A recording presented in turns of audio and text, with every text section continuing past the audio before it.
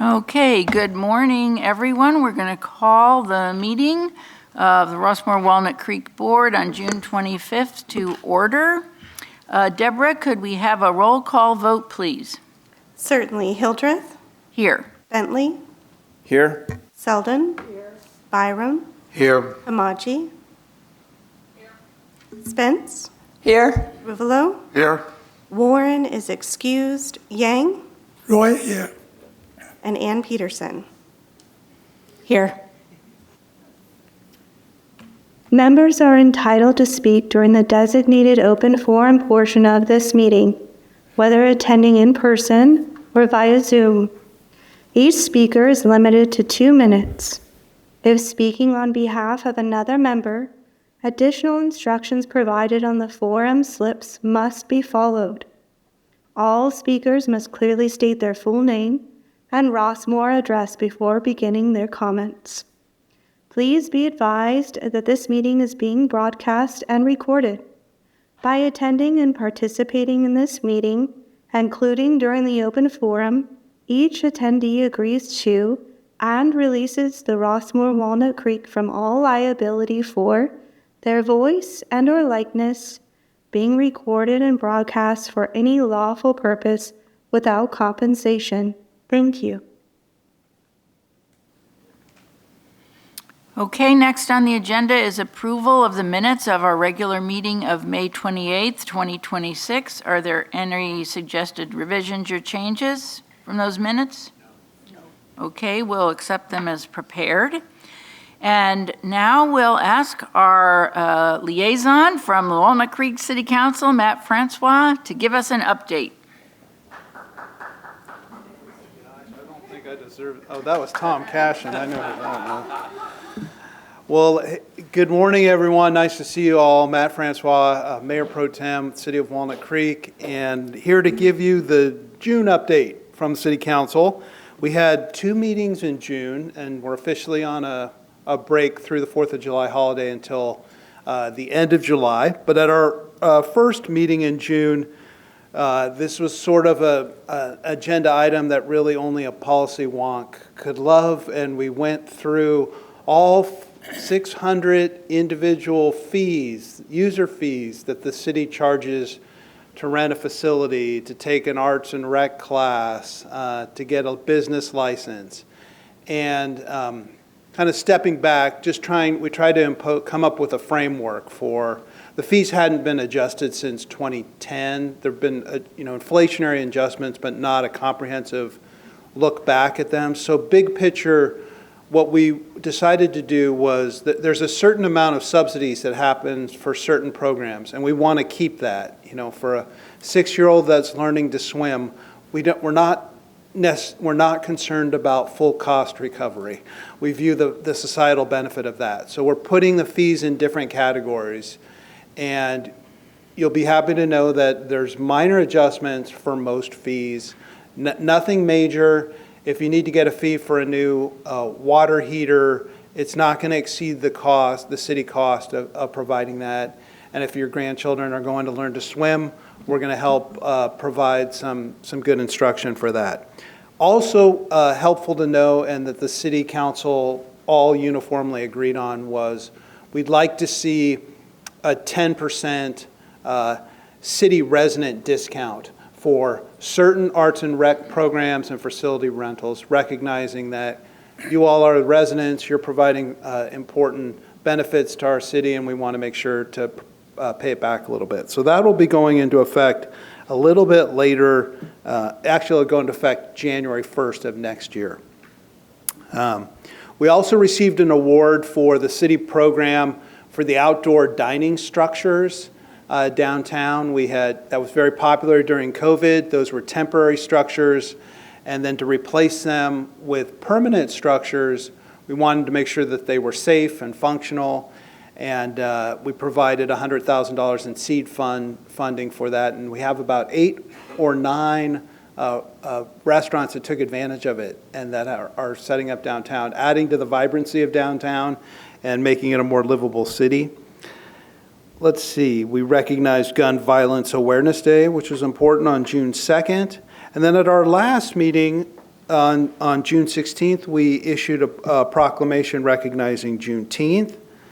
We received a presentation on a program where we didn't receive any public comment on it, but I bet once it goes into effect, we'll receive a lot of public comment. It's a Caltrans County Transportation Authority program to add ramp meters along all the on-ramps onto 680. So basically from Martinez to San Ramon. And I'll admit it was kind of the first I had heard of it. So they were presenting it to us. Part of it's a pilot program, part of it's a permanent program. The Caltrans folks and the county folks tell us there'll be a lot more community outreach on it, and that there'll be close coordination with city staff to make sure that we're not seeing traffic back up onto city streets due to the new ramp meters. And they're supposed to go into effect 2028, 2029 timeframe. Yes, and we also adopted, and we're told that it is for a reason, right? And that the ramp, they have the studies to prove that the ramp meters improve the travel time on the mainline freeway. So they have the studies to prove that. We've asked them to make sure that it doesn't negatively impact the travel time on the city streets too. And let's see, we adopted an economic development action priority plan, which is essentially focused on being a welcoming place for existing and new businesses, promoting the vibrancy of downtown. We have fairly high office vacancy rates, and as part of our general plan, we'll be thinking about the future of office, especially in and around the BART station. There's an initiative measure to do a senior housing project across from BART, and so that could be part of the solution, but we need to be thinking about kind of the whole future of work, of how people are the pandemic changed how people work and don't necessarily work in office spaces 5 days a week. Okay, on to maybe some more fun things here. We've got the Lesher Center, the musical Jagged Little Pill, which is based on the music of Alanis Morissette, who, fun fact, is at one time owned a home in Lafayette. She may have just sold it, but she was a nearby resident. That's playing at the Lesher Center through June 28th, and tickets can be purchased on the Lesher Center website. There's also a free Summer Sounds concert series that takes place in July. It's in the Rudney Center Plaza, which is that plaza space right in front of the Lesher. So free concert series, basically every July, starting at every Thursday in July, starting at 5:30. And, you've got, folk grass, you've got country music, we've got swing. It's first come, first serve. So if you'd like to attend, go to the Lesher website, see who you'd like to see, and then get there and have fun and dance. On July 4th, the Walnut Creek Concert Band is holding their annual patriotic 4th of July concert in Civic Park from 6 to 7. It's really always a good time, and especially now with the 250th anniversary of our nation's birth. We're excited to be there and celebrate, and it's a great band and a good time. And let's see, I also wanted to point out that the council will have a measure on voted to put a measure on this year's ballot to make the city treasurer position appointed instead of elected. And the reason for that is that the only qualification to be city treasurer is that you're a city resident. And for managing, investments of hundreds of millions of dollars, you'd like to see someone that at least has a business background, fiscal management, knows about government accounting. And so instead of that person, and I want to say we've had a great city treasurer for the past 30 years in Ron Casano. And we've had, AAA bond ratings and all that. So everything's good. We've had a long history of sound fiscal management. But in terms of planning for the future, we'd like to see that position be able to be appointed by the city manager, who the city council appoints. And the city treasurer would still work closely with city staff and with the elected city council. So there'll still be accountability and transparency over that position. And so that position, that ballot measure will be on this November's ballot. And I should also point out that it's really the standard practice. Almost 2/3 of the cities in Contra Costa have an appointed city treasurer instead of an elected city treasurer. And last but not least, I also announced at the last city council meeting that I will not be seeking re-election this year. I've served for 2 terms on the city council since 2018. It's truly been one of the honors of my life to have earned your trust and to represent you on that body. I'm not going away anytime soon, though. I still have work to do through the end of the year. I'm going to show up for all my positions and jobs, and really excited to look back and to look forward. And I think there'll be some really good candidates running for city council, and I look forward to pledging my full support to them and ensuring a smooth transition. So happy to answer any questions you might have. Any questions for Matt? Oh, go ahead, Adrian. Well, first of all, thank you for being our council member since 2018. Wow, it's a long time. Thank you. Second, about, 9 months ago, whoever was talking to us at that time mentioned that the Taco Bell was going in the Safeway, and then there was a fence up, and now that's all gone away. What's happening? Do you know? I had asked the city manager about that a few months ago, and as far as he knew at that time, the project was still going forward, but obviously nothing's happening. So I'll ask again and see if I can get an update if he can reach out to the landlord and find out what the schedule is. So, Matt, I had a quick question. I understand the ballot measure about the treasurer not being elected, but I also was looking at some information in terms of elected or opening vacancies for various jurisdictions, and I saw the Walnut Creek City Treasurer also, it appeared that person was going to be, or the office was going to be filled by an election. Is that accurate? Okay, thanks for asking that, Susan. Yes, so because it's unclear whether the ballot measure to make the treasurer position appointed will pass, the current city treasurer, Ron Casano, will run for re-election this year as city treasurer. He often runs unopposed. I believe that'll be the same case this year. He did tell me that it's a nominal payment for city treasurer in terms of the amount of hours he puts into it, but he does it because he loves it. So Ron, the city treasurer, will be running, and the measure to make the city treasurer position appointed will go on the ballot. And generally how that will work, if Ron is reelected, as we suspect he would be, and the measure to make the city treasurer appointed is approved, as we hope it will be, Ron would serve until the end of his term or until he resigns, and then at that point, the ballot measure, if it passes, would allow the city manager to appoint his replacement. Thanks for asking that. Oh, go ahead, Leanne. I just wanted to thank you for your two terms of service. That's a long haul, and we really appreciate it. I thank you for saying that.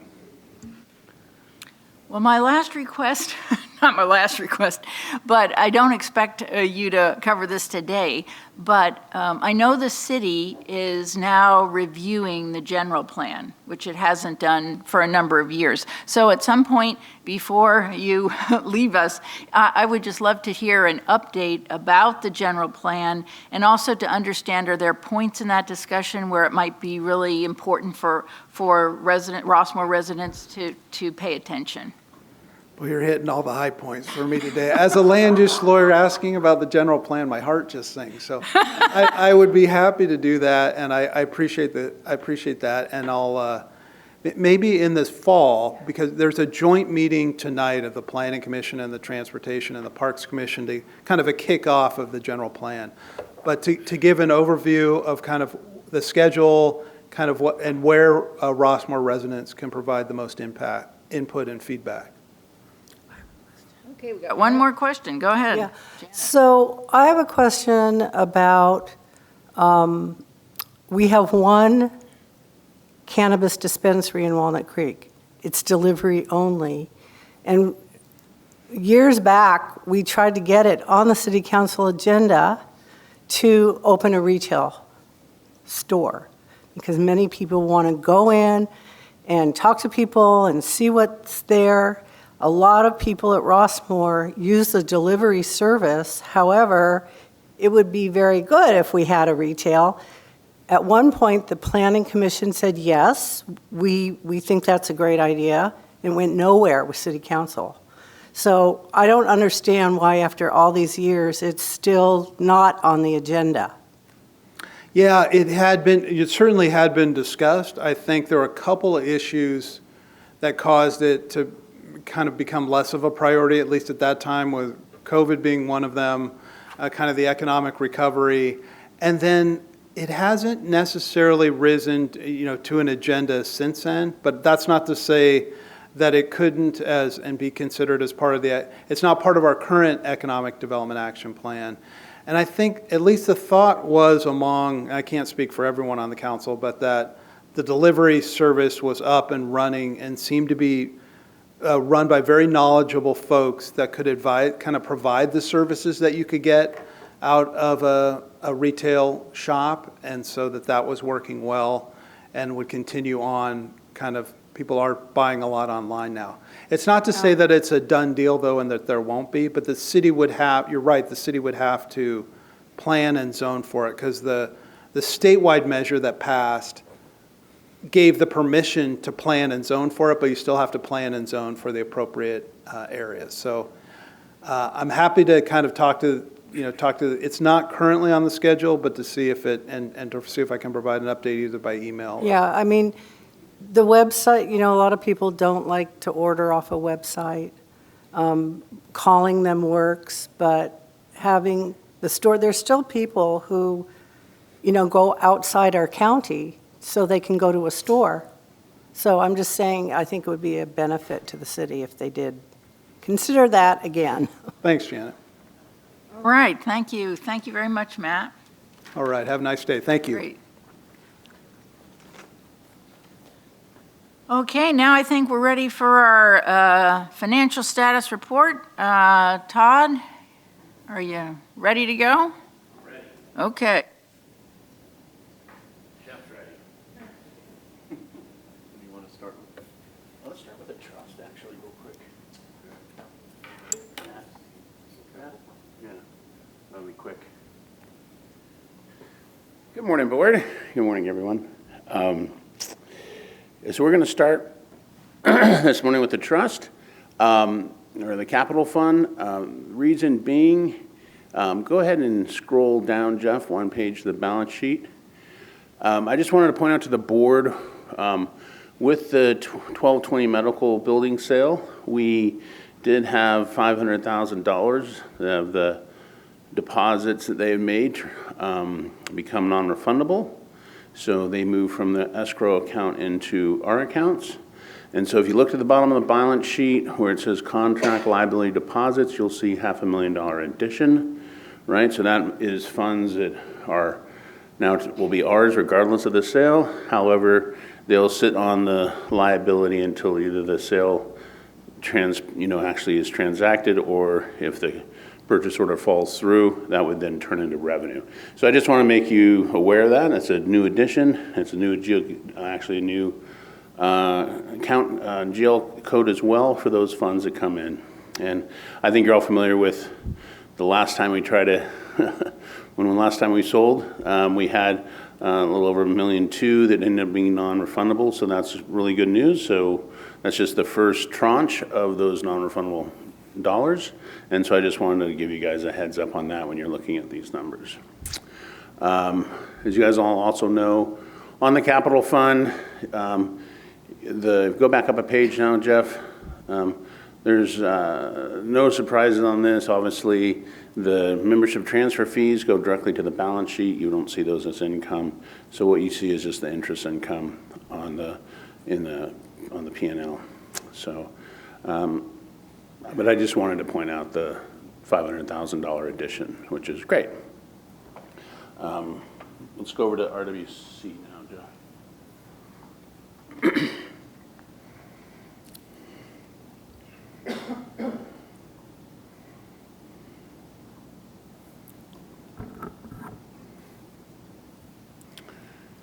Okay. Once again, we're just kind of carrying along with the same numbers, trend numbers we saw last month. However, there's a couple things. One, we did get the funds in for the bus grant. If you guys remember that was a timing issue, just when those funds actually come in. So you'll now see the $57,500 under the bus grant, which is more than what we budgeted, and that came in May, so that's great. You'll also see, as we talked about, the Creekside revenue is now, the Golden Pear is now open, and so those lease payments are starting to be made. So even though we were short in the beginning of the year, and unfortunately, in hindsight, probably should not have budgeted the first quarter, those funds are now flowing in May. So you'll see under Creekside, even though it's a small number, it's prorated for just the very tail end of May. We'll now have lease payments on Creekside going forward at the full amount. The other thing to note, we've talked a lot about insurance, and obviously it's a top of the mind for all the mutuals as well.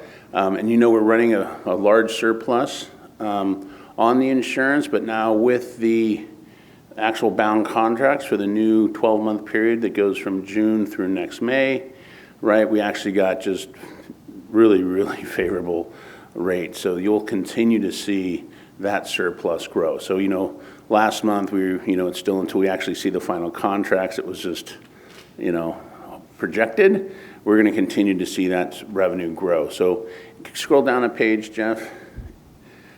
You'll see that favorable variance on the bottom line is going to continue now because of the insurance for the rest of this year. And then obviously when we get into the budget cycle for 2027, we'll be adjusting that, but obviously that's very favorable compared to what we budgeted. And it's the same thing we did on the, the mutual side. Obviously because even though we budgeted, we're under budget on the expense, we still needed maybe 17 months of payments, right? So the cash, it's favorable on the income standpoint, but we still needed to make 17 months of cash payments on the insurance. And then of course, next year when we roll forward, we're just gonna have one payment again annually in June. So that's very favorable. Okay, scroll down. I just wanna, we talked last month, keep going. This report here, the budget to actual, you guys have seen this, but as I mentioned last year, we now have this new report, which, not to just give you more and more data, but this is the budget actual, but it's the budget to annual budget, right? So this compares what we've spent through May to the annual budget and then shows what's remaining in the budget for the rest of the year, right? So very, very good document, very good report. We'll be using this report as we move forward to close June and July. We'll be using this a lot in our forecasting in terms of looking at next year's budget. I just want to give you aware it is a new report that you guys have not seen before that's included this month, right? So we have the budget to actual that shows, May to May, and now we actually have a budget to actual that shows through May and what's remaining in the end of the year. So, and this report will now also be duplicated to all the mutuals starting with the June financials. Okay. Any questions on RWC? There really is no surprise other than a couple favorable things. We still have some seasonality issues. The insurance is the biggest piece that's driving the surplus. And then obviously we recovered a couple of those open items. So, okay, jump over to RPM, Jeff. With Rossmore Property Management, we are still running a loss. Wait for it all to come up. You'll still see 223,000 there is a loss. We have, if you compare that to April, we are chipping away at that. There is seasonality, and as we've discussed, those dollars that we're short are up in the billable services for both the operating and reserve. And just for everyone here, right, that's the work we do for the mutuals on their operating budget side and on their reserve budget side, right? So that's why it says operating reserve. Some of that is just seasonality, and it's also, so as we're getting to the summer, we're gonna get more work. So we're going to continue to eat away at that here over the summer months. But we did move a little closer to break even, about $30,000 from April, so everything is really going in the straight line. Obviously, for everyone here, the expenses are pretty much on par with our budget for a break even, because even though the revenue hasn't come in, we're still staffing for that work and everything else. So, right. So we are caught up on the billing itself, which we talked about last month. So now it's just getting the summer work in there and some seasonality issues. But once again, everything is pretty much right on track. It's the same numbers trend that you saw last month, with just hopefully we'll pick up some of that revenue here over the summer. So once again, no red flags on in the financials. And then same with this RPM, you'll also see that same report that's comparing through May with the actual annual budget as well. So you can look at that as well now. So, all right. Any other questions?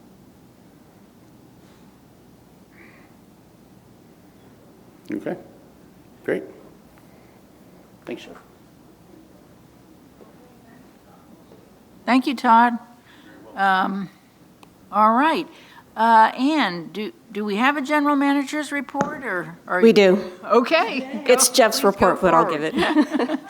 So later in today's meeting, we're going to be talking about the potential for a further study on the Rockview option for offices. And one of the things that Jeff wanted to do in this month's report was talk about what modernizing the existing office space, what that really means. So first, what it doesn't mean. It doesn't mean expansive, luxurious offices. No ballroom. What it means is really what we're looking at is designing office space that will help us to really be able to communicate and work better as a team. So let's start with looking at technology and tools. We spent a significant amount of money to implement NetSuite and all of the different implementation partners that really are allowing us to solution new processes that are custom tailored really for our specific services. So a couple examples of that. In accounting, we've created dashboards for our mutual treasurers. We have new and improved tracking and reporting for our service orders. We are utilizing AI through NetSuite that are allowing our staff to create reports for our mutuals. These are just a few examples of the ways that we're implementing technology that are allowing us to do more for our residents. This doesn't mean, and it never means, that we're going to be able to replace people. But what it does mean is that we're able now to automate some of our routine tasks. So that means that our staff can now focus on the things we really should be doing. That's the human interaction with our residents.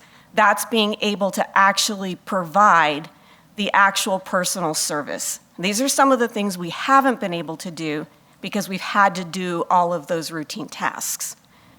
The second thing is the collaborative work environment. So this is kind of the actual physical part of a modern office space. It means getting away from those assigned desks and those rigid cubicles and having the modern layout, being more flexible and more flex.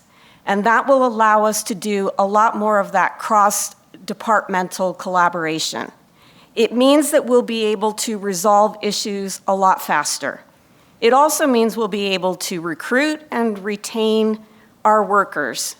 And the reason that that matters is because a stable workforce means that that face-to-face interaction with residents, it's the same residents and the same team members and staff members that'll be working together, and that's really crucial. The third part is customer service and on-site collaboration. We've heard a lot. Why don't we work remotely? Okay, so here's the deal.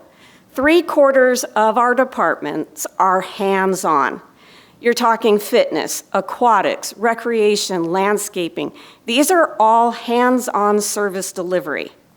The other quarter is our support staff, accounting, IT, human resources.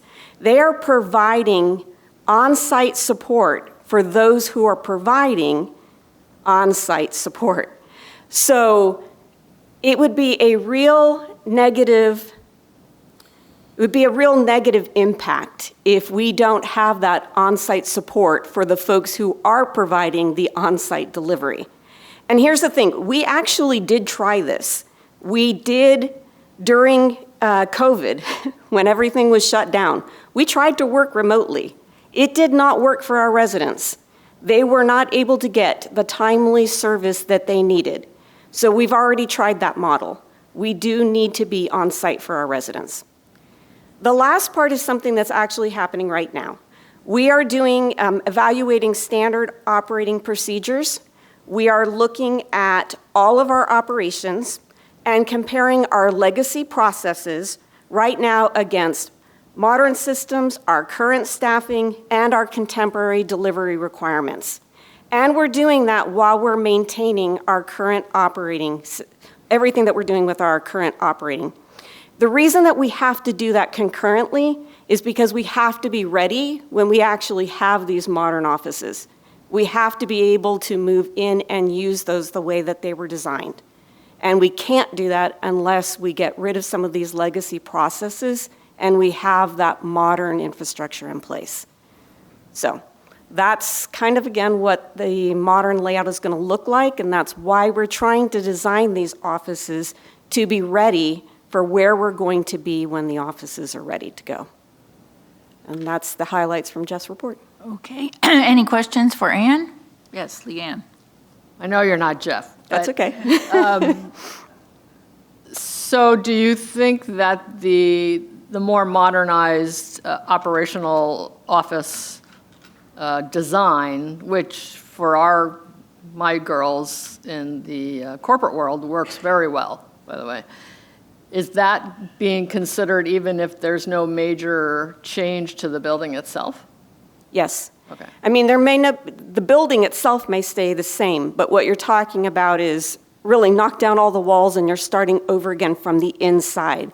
You have to, again, create that flex space from the interior so that, again, if you're bringing people, myself or our public safety director or the general manager who work in different buildings, if you're bringing them up to work within that office space, you don't want it to have set offices and cubicles. You want there to be the flex space for us to be able to work with the folks who are in that building. And right now that can't happen. You have to walk into a conference room and try to work together in a conference room. You don't want that to continue. You want the flex space to be there so that you can actually work to resolve problems together in a functioning space. That's what you're talking about. That's what you're looking at. So it's not about the outside exterior walls. It's about how things are built, the modern layout on the inside. Plus, those cubicles are like this. That's right. I mean, I've been back there.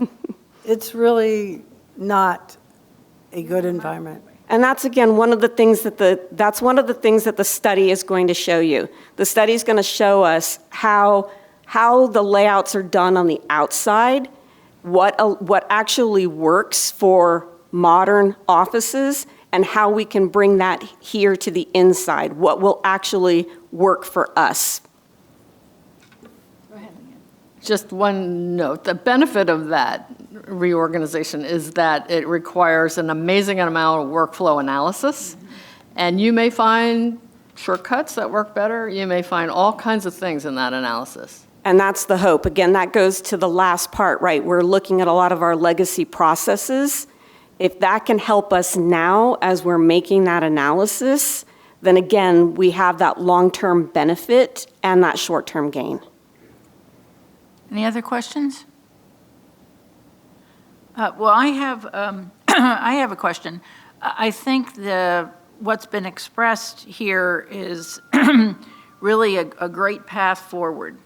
So, not to jump to another item, but is this kind of work place view being shared with ELS in terms of their hopefully possible current work in terms of looking at Rockview? Yes, very much. It's all in conjunction. And again, that's part of the marching orders, right? Is that we need for that to be at the cornerstone of what they're doing as part of that study, so that becomes that blueprint of what we're looking for. Good, thank you. Any other questions? Okay, we move on to the member forum. Madam Secretary? Well, we have 9 people who want to speak, and I'm going to call off the names of the first 2 so the second person can get ready. Hal Cushions? Or did I say that right? And then after that is Ann Seckinger. You'll second.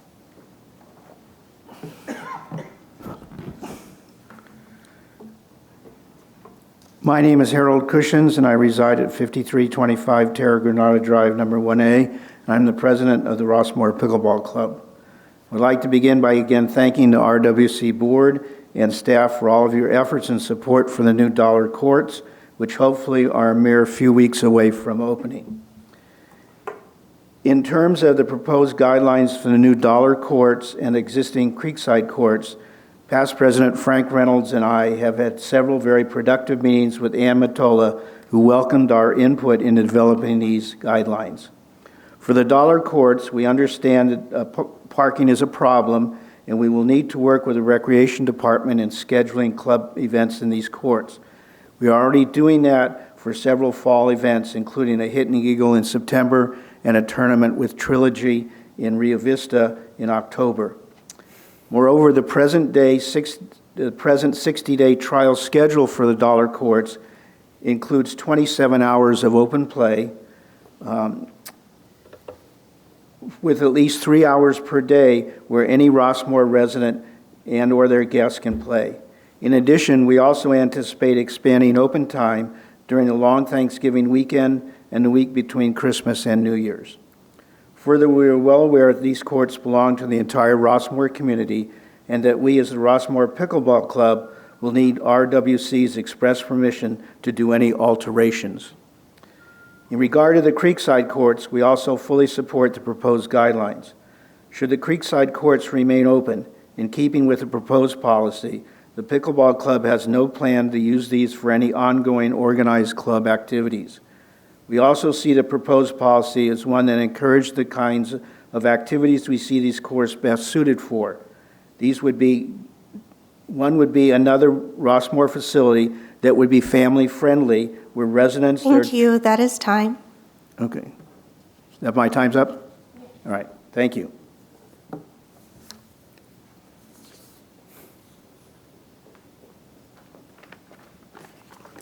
Good morning. My name is Ann Seckinger. I'm from 2105 Cactus Court, number 4 in Rossmore. I've been here 5 years. And I'm here to say a few words about banning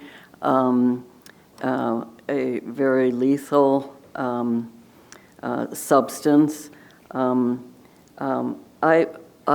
have lived here for 5 years, but before that, for 10 years, I've been a hospice chaplain and in San Jose. And one of the most difficult cases I ever had was a young man who was using the substance in order to take care of weeds in San Jose. And he was on my hospice program. And it was just heartbreaking to be with his parents as I watched this young man die. And the cause of it was what he had used as a toxic substance. A few weeks ago, I noticed that there was one of the employees here, and he had a great big package on the back of his back, and he was using that to spray weeds. I looked at him, and he did not have his mask on, and the mask is something very small. But I was wondering if someday that he also might contract this cancer. There's been thousands of lawsuits against Monsanto and also the Bayer corporations, which are the parent corporations for taking care of and producing Roundup. So I wonder if someday that Rossmore... Thank you. That is time. Okay. And I thank you very much for listening and taking this into consideration. Next, Carl is up, and after Carl is Giselle.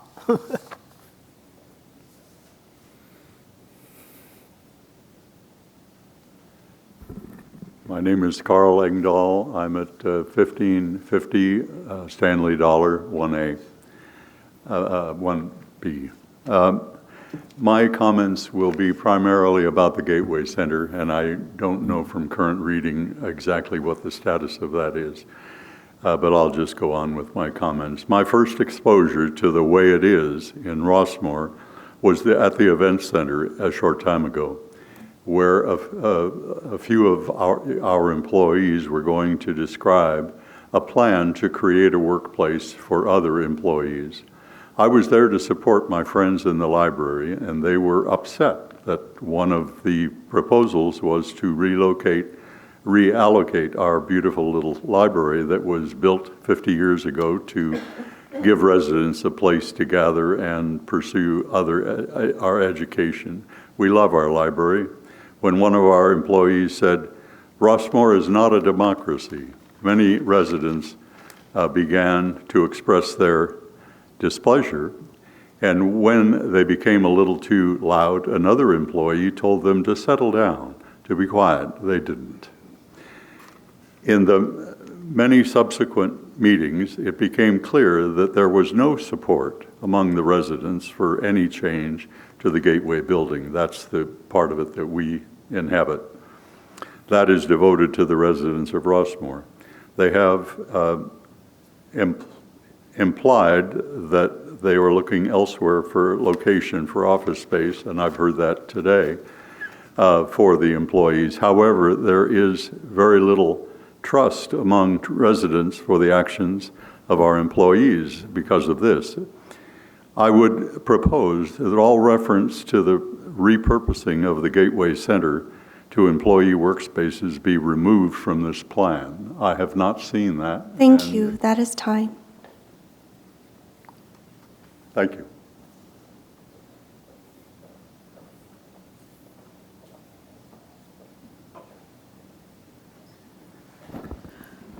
My name is Giselle Huff. I reside at 600 Terra, California, number 3. I attended the June 11th Planning Committee meeting where the Roberts Rules of Order parliamentary procedures were broken as follows. Call to order, approval of minutes, and then, instead of residents' forum as called for, the business meeting ensued. At the end of the hour, the chair asked the secretary to read the rules for the new committee members, at which time several of the residents who had submitted their forms to be heard left the room. The secretary then spent the next 10 minutes reading the rules, culminating in the confirmation of the correct order. Since the rules were broken, I'm requesting the extra time to read my statement as I had prepared it. In reviewing the information you provided for this planning committee meeting, I have 2 questions. Why is there an extra fee to ELS of $29,000 when the original $157,000 was appropriated for the project? We were told that it was a design study to determine the feasibility of that project, which was presented to the community in March and was met with a great deal of resistance. Are you saying that ELS continued with the original project while the community was protesting, culminating in the open house where its wishes were made known. Thank you. That is time. So you're not allowing me to break the rules as you did. Timothy is next. Timothy Cowan? Yes. Followed by Jess Clark. My name is Timothy Cowan. I reside at 3136 Rossmore Parkway, number 7. Moving here 2.5 years ago, I've been taking delight in being able to once again walk barefoot, now on pavement and grass on the golf course outside our door, when the golfers are done for the day. Recently, I've become dismayed upon learning that I've likely been walking on areas sprayed with glyphosate, the principal ingredient in Roundup Pro Mix, and as many as 12 other herbicides of varying toxicity. The soles of my feet have been green a few times, as I imagine the soles of shoes could also become. Wondering if herbicide was mixed in with dye used on the putting greens, I left a message 2 weeks ago inquiring about that to someone who would know, but did not receive a reply. I'm speaking today because it's time to end the use of Roundup, whether heavily concentrated Promax or any other glyphosate product, and take a serious look at how to limit application of toxics in Rossmore. A Google search reveals that approximately 170,000 lawsuits allege Monsanto's Roundup causes non-Hodgkin's lymphoma and other cancers, with Bayer paying nearly $11 billion in settlements, with 61,000 active cases remaining pending. Employers directing the use of Roundup have also been sued. While I can put my shoes on, we all may be able to bring home on our shoes and our pets' feet unwelcome residues which can be spread around in our homes. A man in an impoverished country, his skin clearly showing the effects of arsenic poisoning, was interviewed about drinking his well water he knew was laden with arsenic. An aid agency had drilled a well with safe water maybe 20 minutes away. When asked why he did not get his water from there, he replied, "It was too much effort." Will Rossmore management continue to make a similar choice with our collective health because cheaper is less effort? Safe alternatives will be far cheaper than unnecessary illnesses or a single lawsuit. Thank you.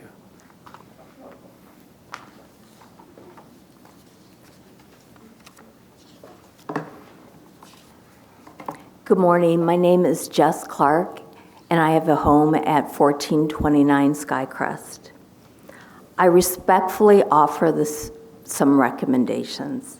First, make efforts to eliminate the use of Roundup and other toxic pesticides in Rossmore, and implement more organic landscaping. Make it a top priority and a goal of this RWC. Second, work to achieve Audubon certification for the 2 golf courses. Third, hire consultants to begin the certification process and utilize the USGA for technical support. Fourth, hire a superintendent of golf who has a background in Audubon certification. And finally, involve residents and send this issue to the policy and planning committees. I would like to spend the rest of my time sharing the 2001 Audubon Land Survey, which is collaborated by more recent USGA green case studies. Golf courses that are Audubon certified reported that 82% of respondents reduced pesticide use, while 75% reduced pesticide costs. Additionally, 92% used pesticides of lower toxicity levels, and the average number of acres devoted to providing wildlife habitat increased by 50%, and there were significant water savings. It has been reported in other sources that over 80% of Audubon certified golf courses reduce the overall maintenance costs long-term, with a majority reporting that these savings directly offset the initial labor and implementation Thank you. That is costs. time. Thank you so much. Thank you. Jay, or is that Joy? Joy Zimmerman, sorry. Followed by Richard Kinsey.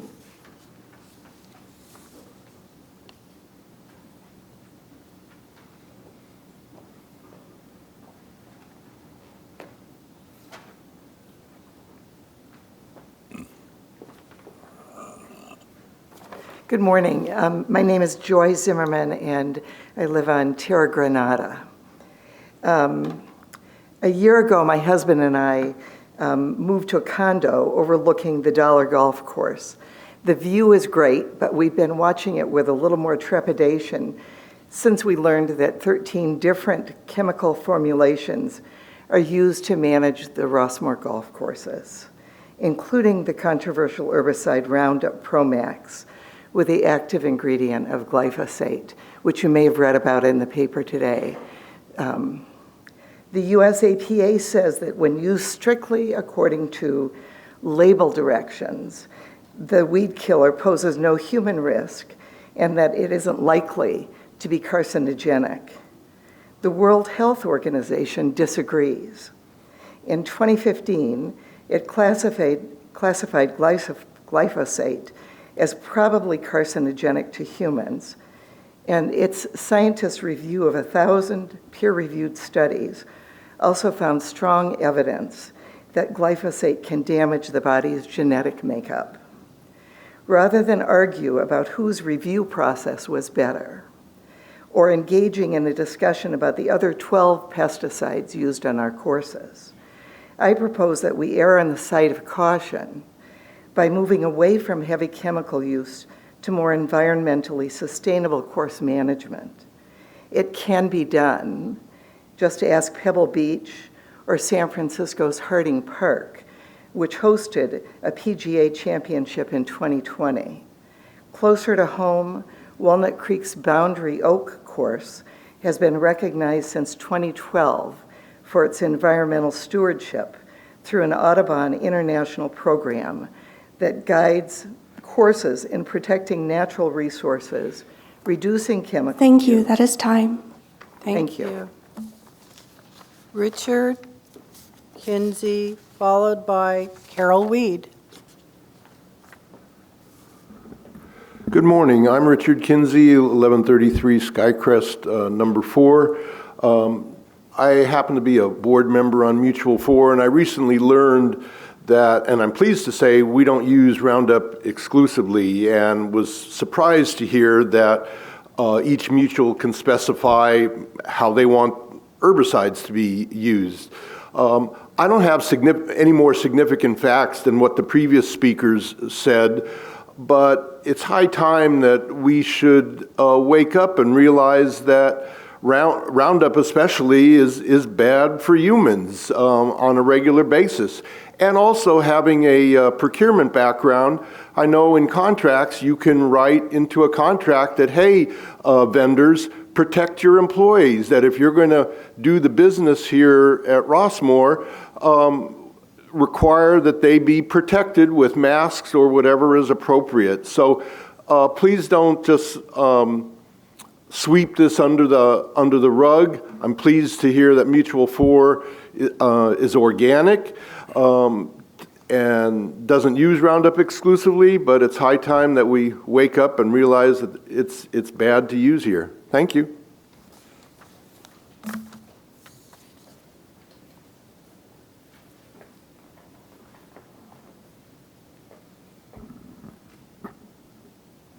Good morning. I'm Carol Weed. I live at 1277 Avenida Sevilla 2A. I want to urge the board to make an urgent decision to help the golf course move away from using any chemicals. I don't want to focus on Roundup or on chemicals that have already been decided as toxic, because most of them haven't been tested, including Roundup, which has not been tested. It has the ingredient glyphosate has, but the surfactants that are also as a part of Roundup increase not only the effectiveness on killing weeds, but on significant increased health damage both to wildlife and to humans. I'm a physician, a family practice certified. Part of that includes the study of the domain of public health, and that involves whole ecosystems, not just human health. And as was pointed out, there are other methods that are safer, and one of them certainly is the Audubon Society, the Audubon certification. When I think of Audubon, I think of birds, but I think we all know that the canary in the mine shaft is the warning. So the Audubon certification includes not just birds, but the entire ecosystem, including other wildlife and humans. Tim Roberts, who is the landscape manager of the Boundary Oaks golf course, which was just mentioned, that has had certification since 2012, worked there for many years beforehand through the transition and is still the lead landscape director there. He has volunteered to come, if invited, to Rossmore to discuss what is involved. Thank you. That is time. The fact that it can save money and reduce costs, because Roundup is expensive as are other chemicals. Okay, that concludes our members' forum. Thank you all for your comments. There are no Zoom speakers, so that does conclude the member forum. Thank you. All right. Thank you, all our speakers today. It is now time for our resident member committee reports, and first up is Dan Ring with Finance.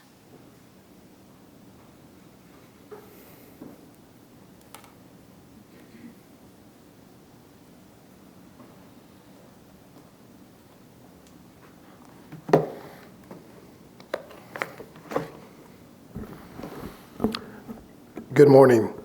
The Finance Committee had our meeting on Tuesday, where the May financial statements of RWC, RPM, and consolidated financial statements were discussed that Todd went over earlier. The MTFs were discussed. In May 2026, 26 units were sold, generating fees of $468,000. We are now 14 units behind, but $76,500 ahead of 2025. Mr. Arterburn presented the proposed 2027 budget principles for Rossmore Property Management and Rossmore Walter Creek. He noted that the RPM budget principles were unchanged from the prior year, except for updated dates. For the RWC budget principles, several provisions related to the trust maintenance fund have been removed or revised to reflect previous board actions, transferring those responsibilities elsewhere, while retaining flexibility regarding the use of excess cash. A motion was made, seconded, and unanimously passed to make a recommendation to the RWC board to adopt the 2027 operations, RWC and RPM budget principles. Mr. Arterburn presented the proposed 2026-2027 budget calendar, outlining key milestones for development, review, and adoption of the operating budget. A motion was made, seconded, and unanimously passed to make a recommendation to the RWC board to approve the budget calendar for 2026-2027. Ann Peterson, Director of Communications, filling in for Jeff, presented a proposed expansion of the scope of work with ELS Architect and Urban Design related to the future of the Rossmore Property Management offices at 800 Rockview Drive. She explained that following community feedback received during the recent open house, residents overwhelmingly favored keeping Gateway facilities dedicated to resident use and focusing future office planning efforts on the Rockview site. The additional study would evaluate 3 alternatives for the Rockview property: renovation of the existing building, construction of a new facility, or installation of a modular office solution.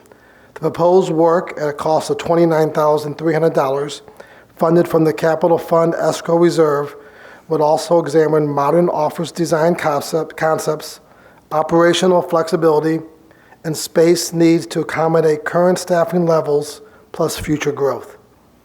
Staff indicated the study would be designed to support long-term operation needs while allowing flexibility for changing workplace requirements over time. ELS estimates the study could be completed within 6 to 8 weeks.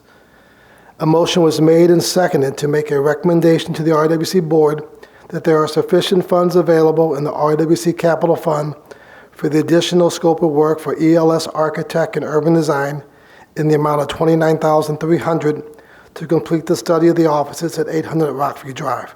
The motion passed unanimously. Thank you. Questions? Any questions for Dan? Okay, thank you, Dan. So we do have 2 items before us right now that Dan noted were recommended by the Finance Committee. The first is adopting the 2027 operations, including RWC and RPM budget principles as recommended by the Finance Committee. Are there any questions or comments about that? Adrian, would you? Seeing none, I would like to move that the board adopt the 2027 operations budget principles for RWC and RPM as recommended by the Finance Committee. Is there a second? I'll second. Okay, thank you, Ted. Seconds, could we have a roll call on that, please, Deborah? Certainly. Hildreth? Yes. Bentley? Yes. Selden? Yes. Byram? Yes. Hamachi? Yes. Spence? Yes. Ruvalo? Yes. And Yang? It's unanimous. Yes. Okay, we also have the recommendation from Finance to approve the RWC RPM budget calendar. And are there any comments or questions about that calendar? We're going to be busy on September 8th and 9th.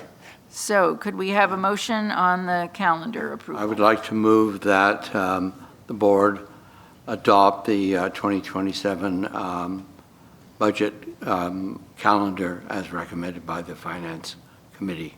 Is there a second? I'll second. Thank you, Janet. Could we have a roll call? Deborah? Certainly. Hildreth? Yes. Bentley? Yes. Selden? Yes. Byram? Yes. Hamachi? Yes. Spence? Yes. Ruvalo? Yes. And Yang? Yes. It's unanimous. Yes.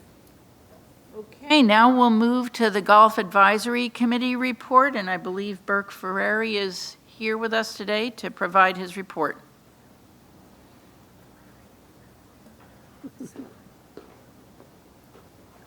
Good morning. At the June 12th GAC meeting, the 4 golf clubs reported slight increases in their membership, and the total membership now stands at 724.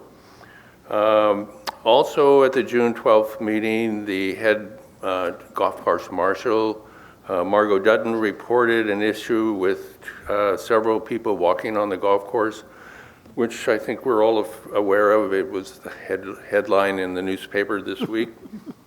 In response, we have asked Tom Cashin to meet with us at the July meeting. I believe he's been on vacation, so we haven't heard yet. No. He's back there. He's back there. You're back. Will you be able to meet with us on June 11th? July 11th, sorry. All right, he will be able to meet with us. I think it's timely because some of the golf course marshals, actually probably most of them, have not, they've only been marshaling for some time, less than a year. And so it's probably a good time to have an update on what they can and cannot do, and we'll look forward to have Tom tell them. And we would have all of the marshals attending the July meeting as well. So, any questions? Ted, you had a question? Oh, no, well, no. Okay. So I just, that is I don't know that the people realize, something you brought up about people walking on the golf course. That is a very dangerous situation that can be for people out there. Nobody aims for anybody to be on the golf course, but I have found the way I golf and the way my golf buddies golf is that if we aim for something, there's a fair chance we're not going to hit it. So but we can hit anything else because we have no control over where it's going. So I'm not, I really hope that people listen to what you had brought up about the importance of people walking on the golf course during golf play time. I see it a lot in the evening, 4 o'clock, the Creekside Court, they think that, oh, this is fine, I can go out and walk in the afternoon. And it's extremely dangerous for them to do that because the golf balls are very unforgiving if you get hit by one.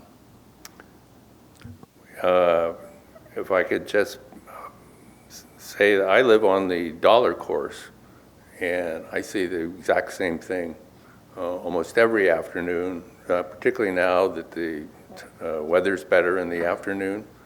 There are people walking, and you look up 5 minutes later, and there's some golfers coming through.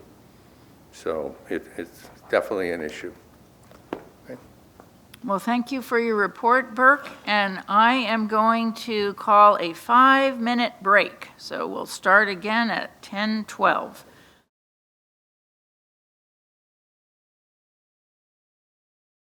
Calling the meeting back to order here, and we're going to take our board committee reports.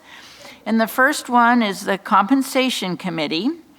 And I am the chair of that committee, and I would like to report that at our meeting, we elected Nan Warren as our vice chair, and we had a lot of great information at the meeting, but most of it is really included in the actions that we're going to be taking.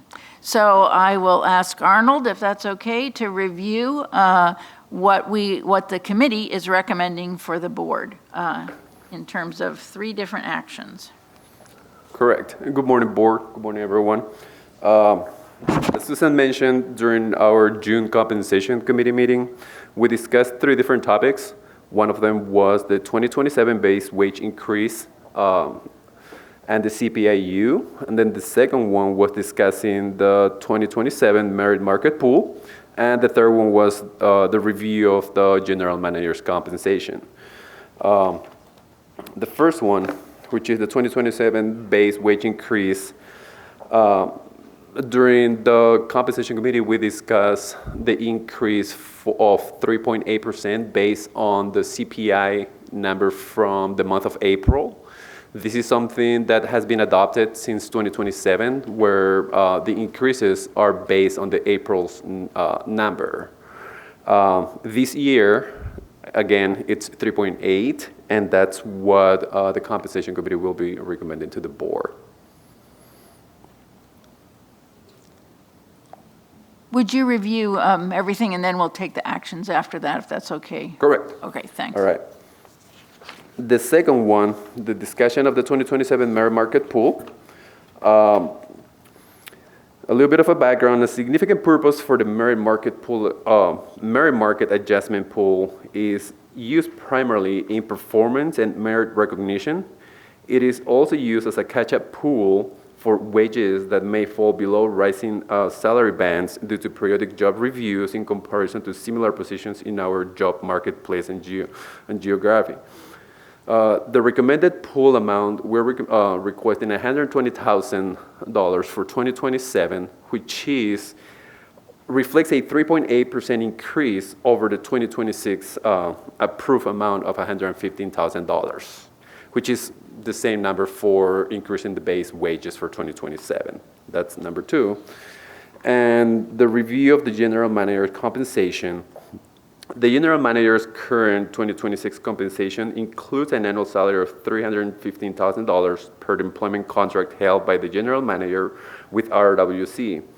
Compensations are at the discretion of the board. The contract calls for an annual performance review by the board to determine the actual amount of any salary increases. So we want to recommend also an increase of 3.8%, same as the non-regular RWC employees. Okay, thank you, Arnold. So I'd like to initially discuss, before we take any action, the first recommendation from the Compensation Committee, which is to adopt for budgeting purposes the 3.8 percentage wage increase. So are there questions regarding that? Questions for Arnold on that? No.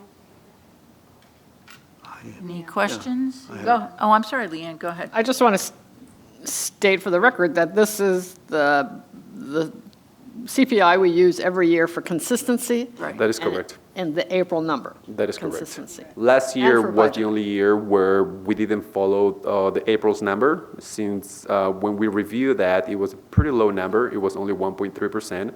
We decided to wait until the next number would come up, which was in June, and that number only went up by 0.2%, which was 1.5. After discussing that number as well at the compensation committee meeting, the committee decided to increase by 2%.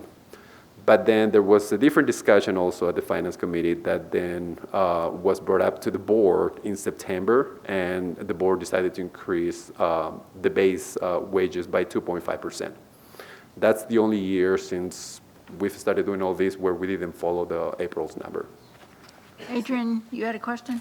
Yes. Do you know the number from the previous reported number? The number from February, because it's every 2 months and it's a 12-month period, was 2.5%. April's number is 3.8. Yeah. So what we're seeing here is a very volatile number at the moment. And while I agree with our long-term policy of using this CPI number as the criterion, I'm a little concerned about using it, adopting it right now, just as like last year, we kind of said, well, we think it's appropriate to use it, but we want to review it again. And we made an adjustment finally in September. And I feel like we may need to do that. If I may, the only thing I will point out is that the accounting department has a lot of work to do to put the budget together for September. When we didn't adopt, accounting was working right to the 11th hour, and my department has to print those books. It is a lot of work to ask accounting to do this at the last minute. So adopting this number now does help. If you want to adjust it later, we can adjust it later, but you are going to put us up against the gun if we are waiting to adopt that for the budget in September. And just in terms of last year, we waited because the number that we looked at for April was very low. Correct. This number is significantly higher, but I also think it could be useful to identify the number now. Well, I agree that we should use this number, the 3.8, for the budget planning process, but I'm asking us to say also to consider an adjustment when we see the next two numbers come in. Because what if it could go up to 6%. Yeah.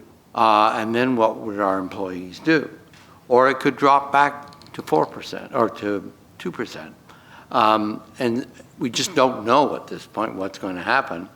And a 3.8% increase is significant for our residents. And if it ends up not being 3.8%, then we shouldn't be charging that. But if it ends up being 5%, then we may need to. So I just feel like right now I can't say with a straight face that 3.8 is the right number. One. Leanne and then Roy, but go ahead, Leanne. You had a question? Yeah, last year it was exceptionally low in April, but I was actually against waiting because you can always wait. It's always like, what's around the corner? What's around the corner? What's around the corner? You really, for staff retention, I think you needed to wait last year, but I just can't see being that flexible every year. I think it needs to be more of a reliable number for budgeting, for consistency. I understand your point, but I think you really need to keep it in April. Roy, you had a comment or question? I kind of agree with Arno. The reason is the price index including the gas. And the gas has been at least 25% to 50% increase in the past because of the war with Iran. And right now, it appears going to be settled, and the price will be coming down. So for next year, the EPI may not be 3.8. We don't know. I also understand you have to do budget. You have to prepare certain things.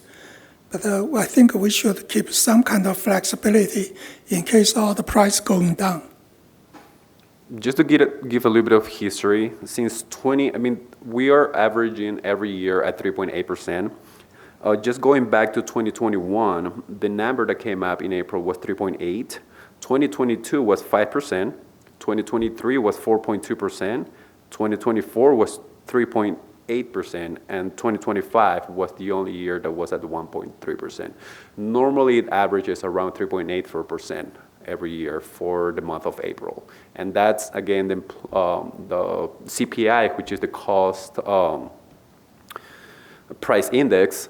And there is another metric as well, which is called the ECI, which is the employment cost index. Those numbers right now are the same. Again, one is driven by inflation. The other one, the ECI, which is the employment cost index, that's driven by just fully on salary, wages, and there is another number that also falls with includes benefits as well. And that number is at 4%. If we just want to talk about salaries and wages and benefits, that's between 3.8 and 4% right now. That's very useful to know that it's been at 3.8 for the last Several years, yeah. since 21. Okay, any further discussion on this? Thank you. Yep, you're welcome. Okay, could we have a motion? Yes, Madam Chair, I would move that the Board of Directors utilize Consumer Price Index for all urban consumers, that's the CPIU, for the San Francisco Bay Area as the basis for determining the amount to be budgeted for 2027 staff wage actions. Based on the CPIU for the 12-month period ending April 2026, the rate of increase is 3.8% as recommended by the Compensation Committee. Is there a second? I'll second. Okay, Ted has seconded. Could we have a roll call vote on that? Deborah, please? Certainly. Hildreth? Yes. Bentley? Yes. Selden? Yes. Byram? Yes. Hamaji? Yes. Spence? Yes. Ruvalo? Yes. And Yang? Yes. It's unanimous. Okay. Thank you. Thank you, Board, for that. Now, Arnold, we may have some questions on the merit market adjustment pool. We're recommending $120,000 for that, which is a $5,000 increase from last year. And if you recall, we had a lot of discussion about that at last year. At last year. So are there questions of Arnold about the merit market pool? Leanne? I just want to confirm that the increase of the 5,000 was basically 3.8%. That is correct. Last year. So it comes up to 119,600, so rounded it up to 120. Okay. Go ahead. Oh, Adrian. Of the 115 that was in last year's or this year's budget, how much have we used? So up to now, we're at 80% around there. So we still have 20% left for the remaining of the year. Okay. Any other questions on the merit market adjustment pool for 2027? Okay, could we have a motion on that? I move that we accept the Compensation Committee's recommendation of $120,000 market adjustment pool. Okay, do we have a second?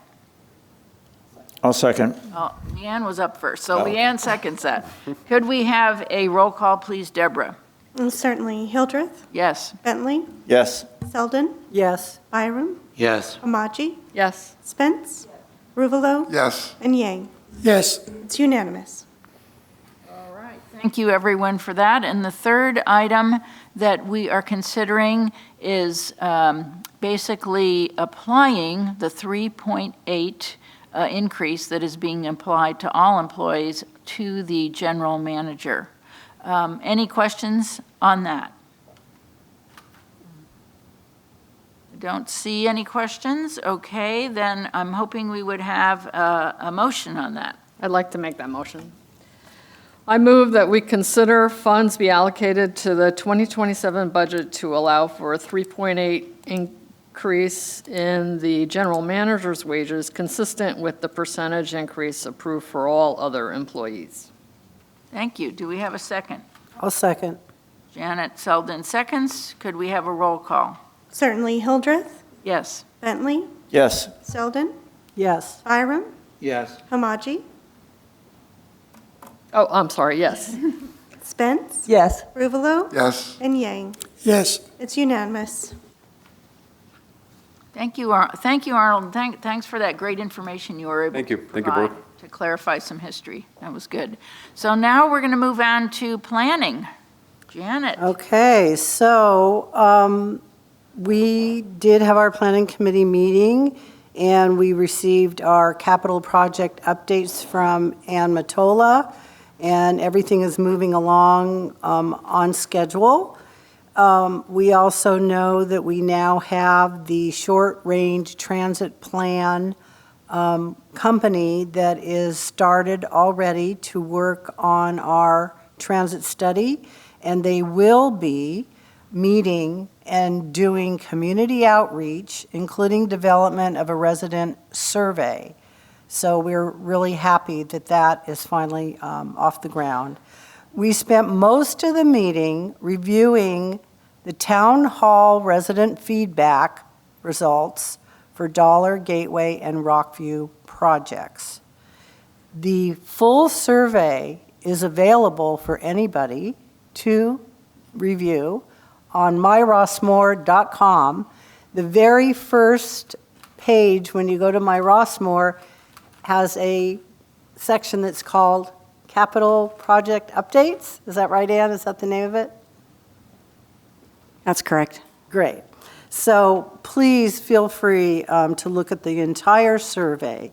And based on the survey, and we know we still have people writing articles, commenting, accosting us in the swimming pool, whatever, about Gateway, and know that we are not moving anything right now out of Gateway.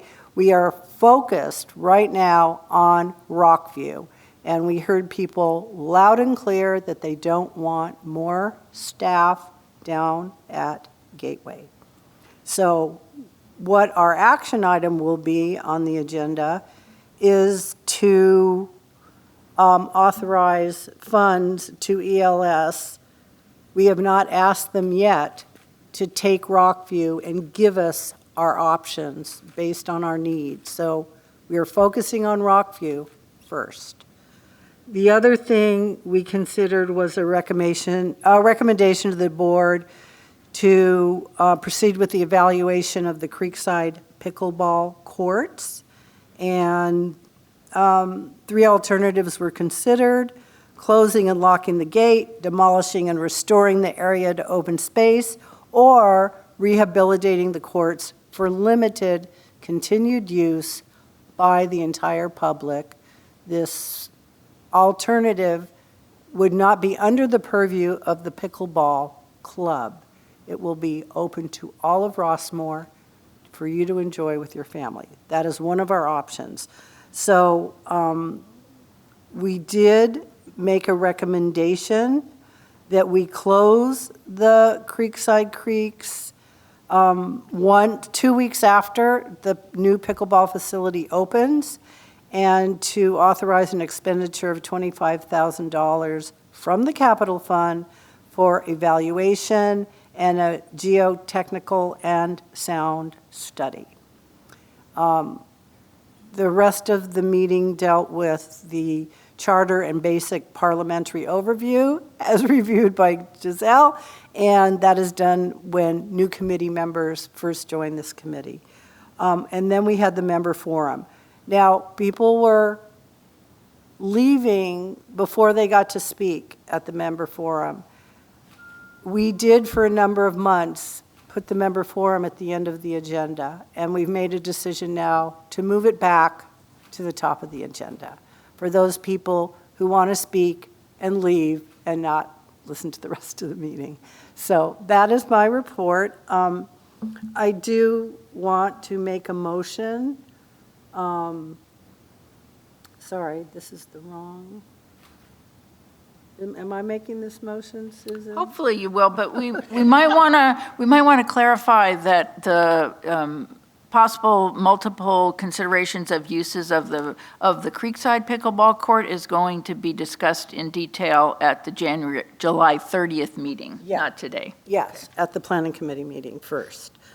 So I would like to make a motion to authorize the general manager. Oops, I'm so sorry. Could we make the motion and could? No, I have a question on the motion. I haven't made it yet.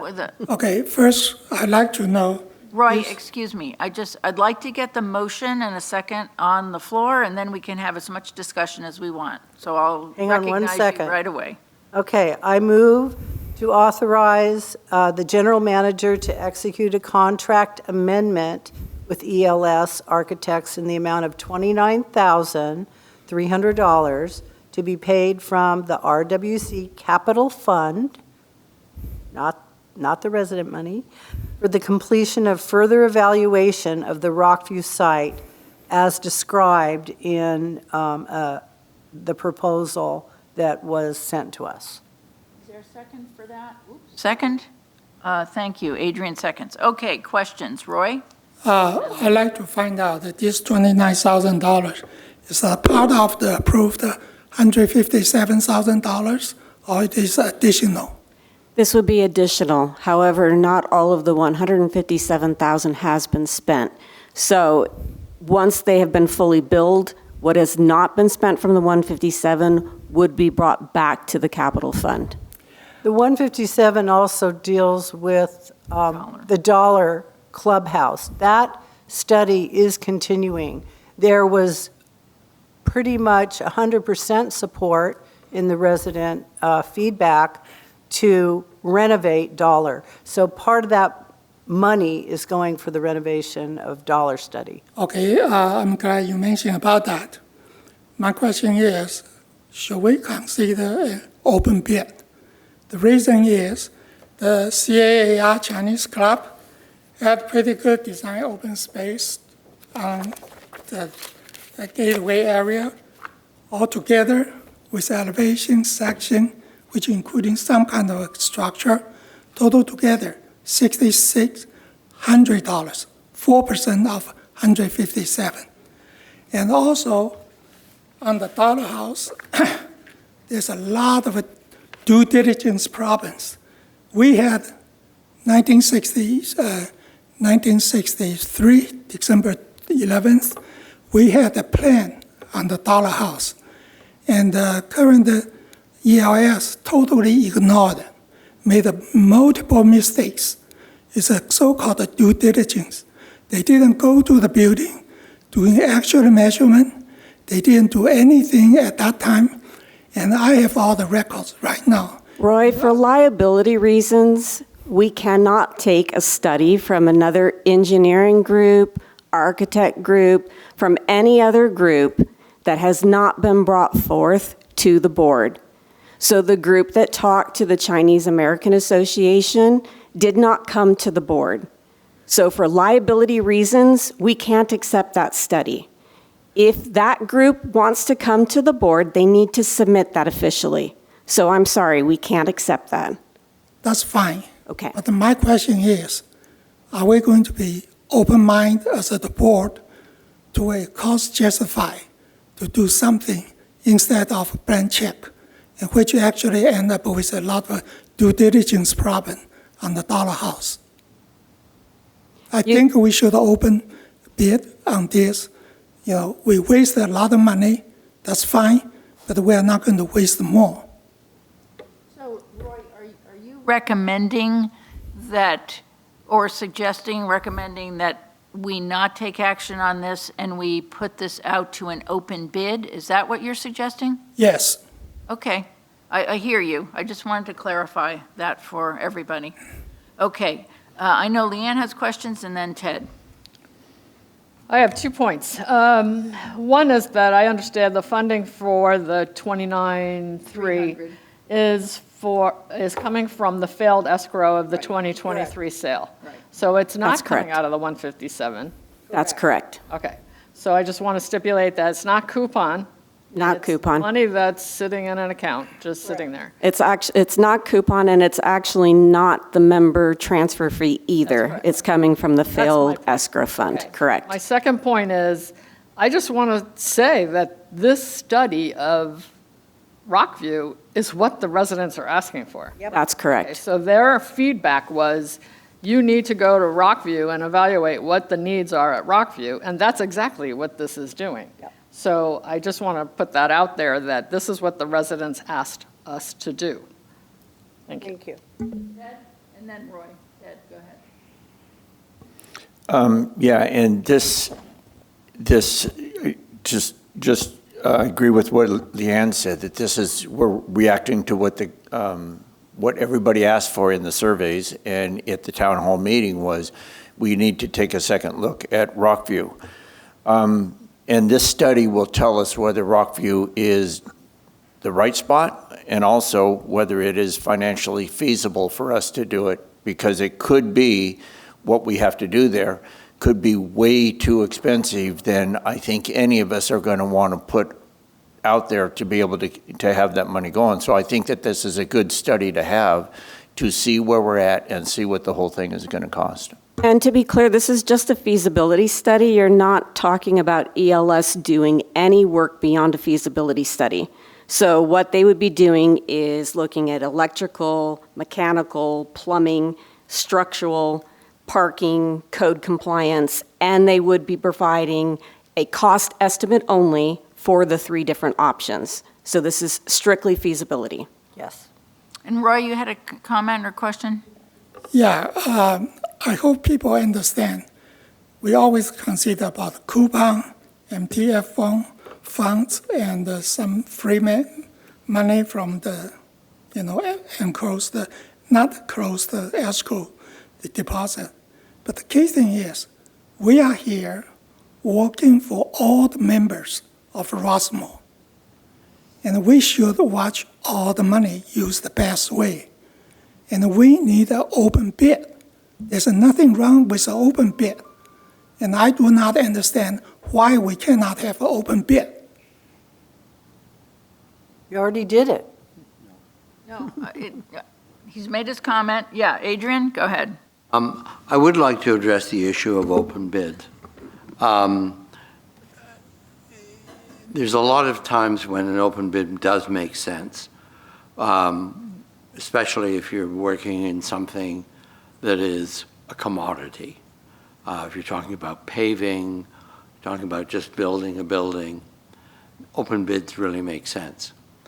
But when you're talking about design work, you want to be consistent and use a similar design company, a similar architecture company to do the work, because they learn a lot as they move along. They learn a lot about the community. They learn a lot about just what it takes to do it in this particular environment.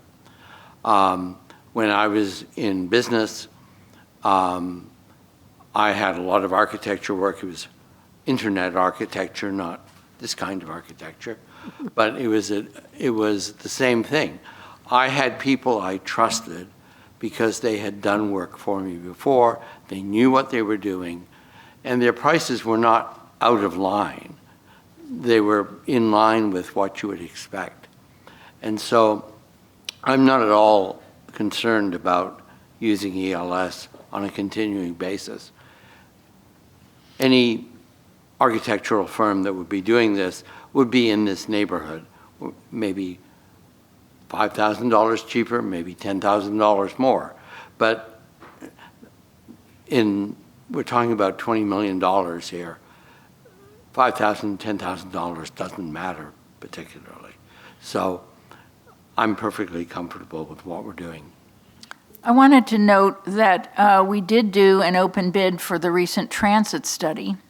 And also, in the, several months ago when we were looking at this initially, I know that a bid was issued, or a competitive quote was determined for the dollar renovation. And that came in at a higher cost than what ELS had provided. So those two factors. One more question, Roy, and then I'm going to call for the vote on Yes. My question is very simple. ELS has proved himself it is has a serious due diligence problem professional-wise. The service they provide previous to us on Dollar House full of mistakes. And as I emphasize, that record proves they are actually not qualified to do jobs like this. And we should have an open bid. And so this way, there's nothing to hide. And we have wasted a lot of money on all the places. I know. This is not going to be anything less. Okay, thank you for your comments on that. I'd like to have a roll call vote on this, please. Deborah? Certainly. Hildreth? Yes. Bentley? Yes. Selden? Yes. Byram? Yes. Amaji? Yes. Spence? Yes. Ruvalo? Yes. And Yang. No. The motion carries. Okay, thank you. From the Policy Committee. Could you remind me who made the motion and who seconded? You I made the motion. and Thank we got two different seconds here. No, that was the other one, sorry. Oh, yeah, so Janet and Adrian. Thank you so much for Okay. confirming. So now we are moving on to the Policy Committee. And Nace, do you have some comments about that? And then we're also going to talk about a proposed new rule. Well, we've got Ann Matola's detailed report and the rules, the proposed rules for the pickleball courts.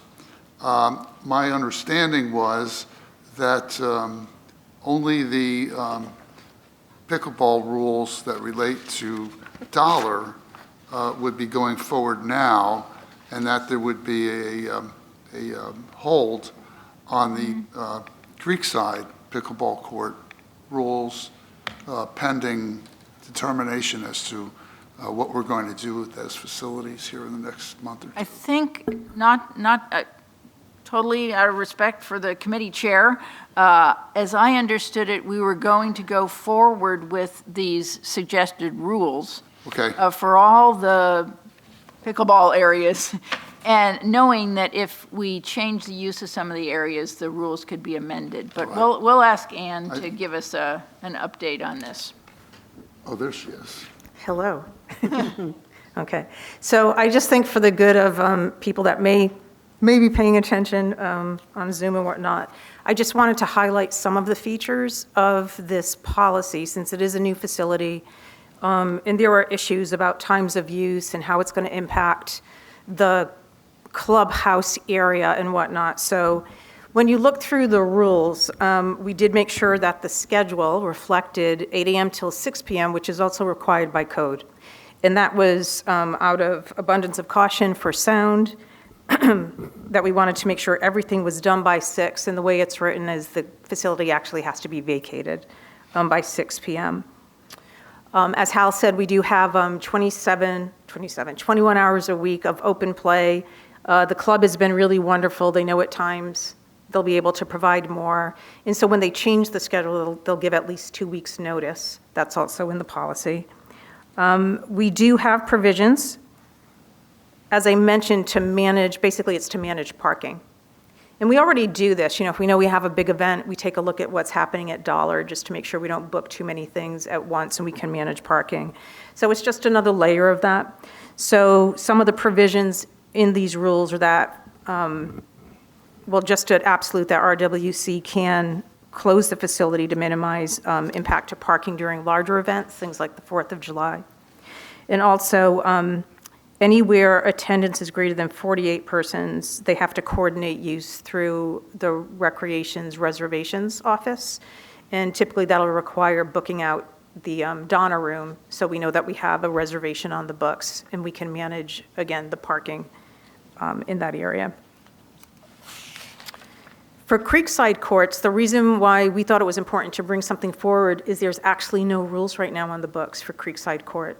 There's a rule that stands for Creekside Courts, but it's from when they were being used for tennis. And so what we wanted to do is to, and again, if there was misunderstanding, we can clarify it now, and clearly it's up to the board to decide to forego these or include them in. We could administratively delete them should the courts be closed for good. But with Creekside Courts, what we wanted to do is to put some policy, some rules out there to ensure that it becomes something which is compatible and being a good neighbor in terms of sound and use. So for the Creekside Courts, we actually have play hours limited as well, 8 to 6 p.m. or sunset, whichever is earlier. So a little bit different. The inside, the courts that are covered have some lights. As you know, it gets darker earlier, so at sunset, they would have to vacate the Creekside Courts. There's also a prohibition of amplified sound and restrictions on ball machine use, because those do make an annoying amount of noise, so they cannot be used at that facility. And the provisions also limit the numbers of players, and you cannot have tournaments at that facility. And so those are the rules, and barring any edits or additions, this is the first reading. I'm happy to answer any questions. Any questions? Leanne and then Roy, and go ahead. And then Sarah. So Leanne, Roy, and Sarah. Okay. Okay, so my question during the policy committee was, how are you going to enforce this? And how does this happen? How does enforcement occur at, say, the tennis courts? How does that work? So I'll say, like, pretty much the only shared use amenity we have where we have enforcement issues is the dog park. And really what happens is the users end up being self-policing. So if something gets out of balance, like users aren't being neighborly, we'll get a call. The reason why it's nice to have the pickleball club, many times the club, that's the steward, knows a lot of the players, and they have an idea of the activity that has happened before we do, and we ask them to go in and try to mediate the issue. That typically takes care of things. And if not, then staff can talk to them and see if any other rules were violated and work with them. But it tends to be these amenities which are tied with a club.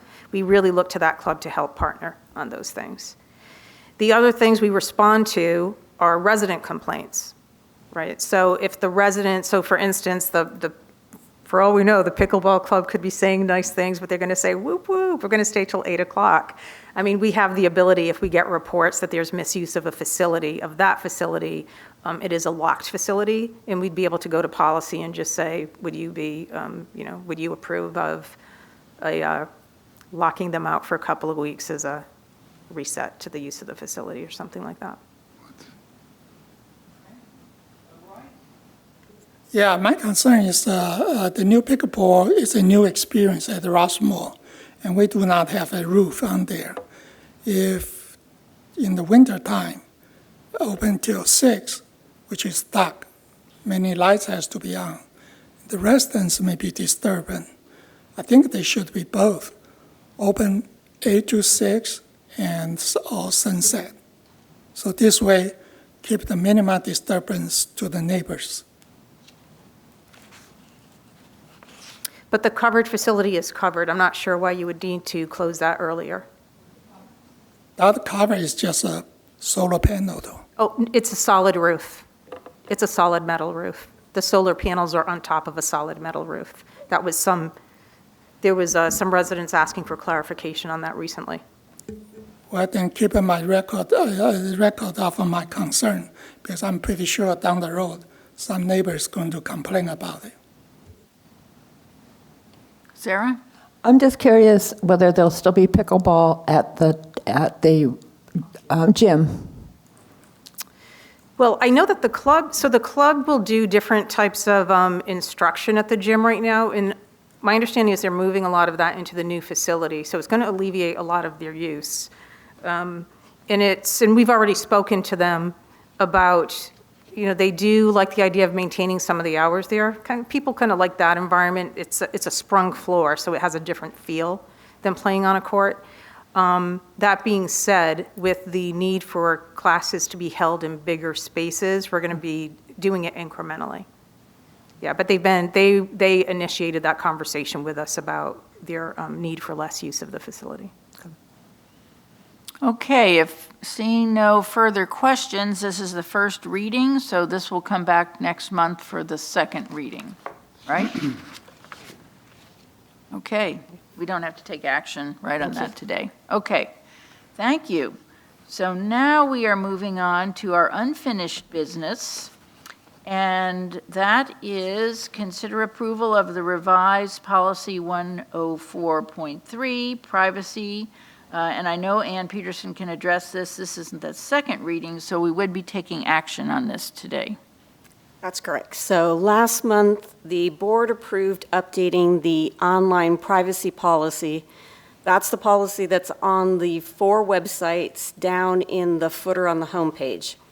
So as that policy is not included in our typical RWC policies, what the policy committee thought would be a good idea is to include it as part of policy 104.3, language that basically says that the online privacy policy exists and where it happens to be located on the home pages. So the additional language is included at the bottom of this policy, and it has come up in the past. A resident did raise some concerns, so we did run this past our attorney, and our attorney tells us that it is fine. It is in compliance with California rules. So as Susan pointed out, this is a second reading, so we will need a motion and a vote. Okay, could we have a motion? I would be happy to move that the board approve revised policy 104.3 as recommended by the policy committee, second reading. Have a second? I'll second. Ted seconds. Okay, any further discussion on this? We have talked about it previously. If none, let's have a roll call vote, Deborah. Certainly. Hildreth? Yes. Bentley? Yes. Selden? Yes. Byram? Yes. Hamaji? Yes. Spence? Yes. Ruvalo? Yes. And Yang? Yes. It's unanimous. Okay, that is great. Now we'll move on to our new business. And the first, the first item of new business and discussing and prioritizing board goals for 2026-27. Ann, do you have any comments about that, or is this kind of a free flow discussion here? I can talk a little bit about it. Okay. So each year, the board meets at a retreat, which was held earlier this year, and you always discuss goals that you want to set for the year. And so this year, you had a list of topics, which included a communication plan, strategic communications, utility conservation, legislative advocacy, and continuing the key performance indicators, customer feedback. So what you'll do today is you will discuss these 4 topics, and staff recommends that you take and come up with 2 to 3 goals, which staff will then help you turn into SMART goals. We will bring that back to your meeting in July, and then you will have an opportunity to approve those goals. Okay, do we have any discussion on this? Well, I definitely would like, one of the goals to create, would be to create a communication plan. So that's my priority, I would say. Okay. And Adrian? Well, my priority is definitely the KPIs.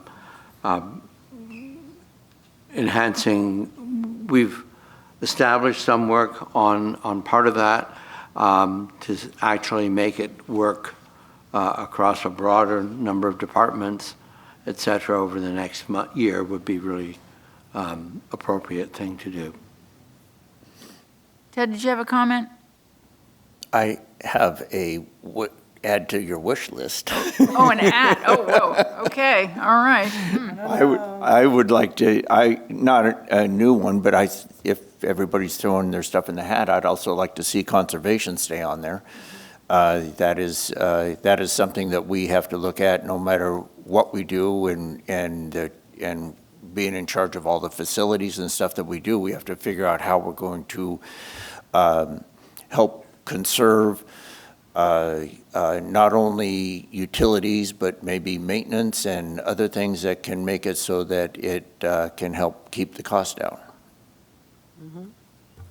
Oh, go ahead, Janet. Well, I want to speak to legislative advocacy because there are some really huge issues that affect us that can only be dealt with by the legislature. And we're already involved in that work on this new potential bill that will limit our ability to charge special assessments at a certain rate. And also the whole mortgage crisis has not gone away. And we need a voice about Fannie Mae and Freddie Mac not easily providing mortgages to Rossmorians anymore. So it's really an important topic that I think we should still be involved in. If I may, Susan. So what Janet is doing is helpful. It's narrowing down and giving us a little bit more focus on where we can go with a goal. So Adrian, when you're talking about KPIs, last time we focused on community services. If we're looking at KPIs, where would you like us to go next? Leanne, when you're talking about communications, is there a specific sort of area with communications that you would like us to focus on? Ted, you gave us a little bit of an idea with maintenance. If we're going to help you guys develop SMART goals, it would help if we had a little bit more detail as to where you would like us to kind of focus your goals. Did you want to make a comment, Leanne? Well, just to Ann's question, I would like to see some emphasis on not only staff communication to residents, but the board communication with residents. And we have multiple tools out there for communication, and I think there's 14 avenues that we counted up for communication from the board with residents and vice versa. And I think that needs to be discussed in maybe a task force, presented with resident involvement. So that's what my goal is. But my comment too, based on what Janet said, was that's a good goal. If we only needed 3, we already do the legislative work anyway. Yeah. That's part of our job. And so I don't know, do we need, I don't have a preference, but do we need that goal since it's already part of what we do on a regular basis? That's true. Adrian, go ahead. Okay, I agree with Leanne about the legislative. It's kind of something we have to do on a regular basis. On key performance indicators, I can make a suggestion. One could be spelling errors in the Rossmore News. Oh, God. Bad boy. Adrian, you're welcome to come help us proofread. Okay, thank you very much. You can come on Wednesdays. There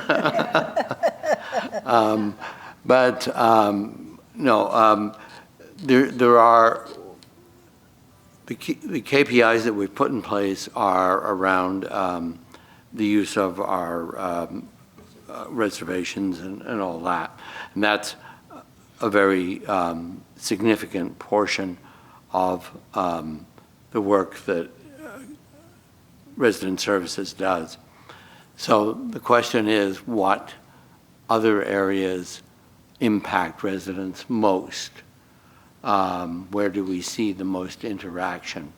And I'm not quite sure what that would be, but that would be the area that I would expect us to pay attention to. So just specifically in terms of the KPIs, key performance indicators, I do think it's critical that remains as one of our goals. I would see several areas, and one is the development of a new approach to transportation services, where we received draft KPIs from our Berkeley Board Fellows already there in hand. And I think the KPI task force was looking for opportunities when we revisit services or reconfigure services to, at that time, include key performance indicators as you're developing that. Also, we had a couple of specific recommendations to continue work with reservation services in KPIs, and I can certainly share that with you. It's in the task force report. And I also think, and I know this has to be adopted by staff and understood, but an area that we also could consider is Rossmore property management. That is an area where the kinds of things that they do are very relatable to key performance indicators. So there's a couple different areas where we could work on that. If you want us to have 2 or 3, I could argue, but if you want us to do that, I think we could set aside the legislative advocacy. I would just do that knowing, though, that this is critical for the board, or at least the entire board or some members of the board, to be aware of and looking at what's happening. And it's not all legislative. It's really what is impacting Rossmore as a community. And that's what we're looking at SB 1007 and some of these other things that are impacting us. So I just think legislative advocacy is critical, but it, I guess in a way, it's an ongoing goal, and it doesn't necessarily change over the years. So. Okay, I can live with that. Susan? Yes. Okay. Oh, go ahead, Nace. I don't know whether this is appropriate under 11A or 11B. B is selected departments for service level analysis. Right. But I think that we ought to have a much more robust discussion about the lifeguard policies, where we are, the problems that we've had in getting lifeguards hired. Is there a way that we can communicate and increase the availability of lifeguard presentation? What are those issues? What are other community pools doing about this?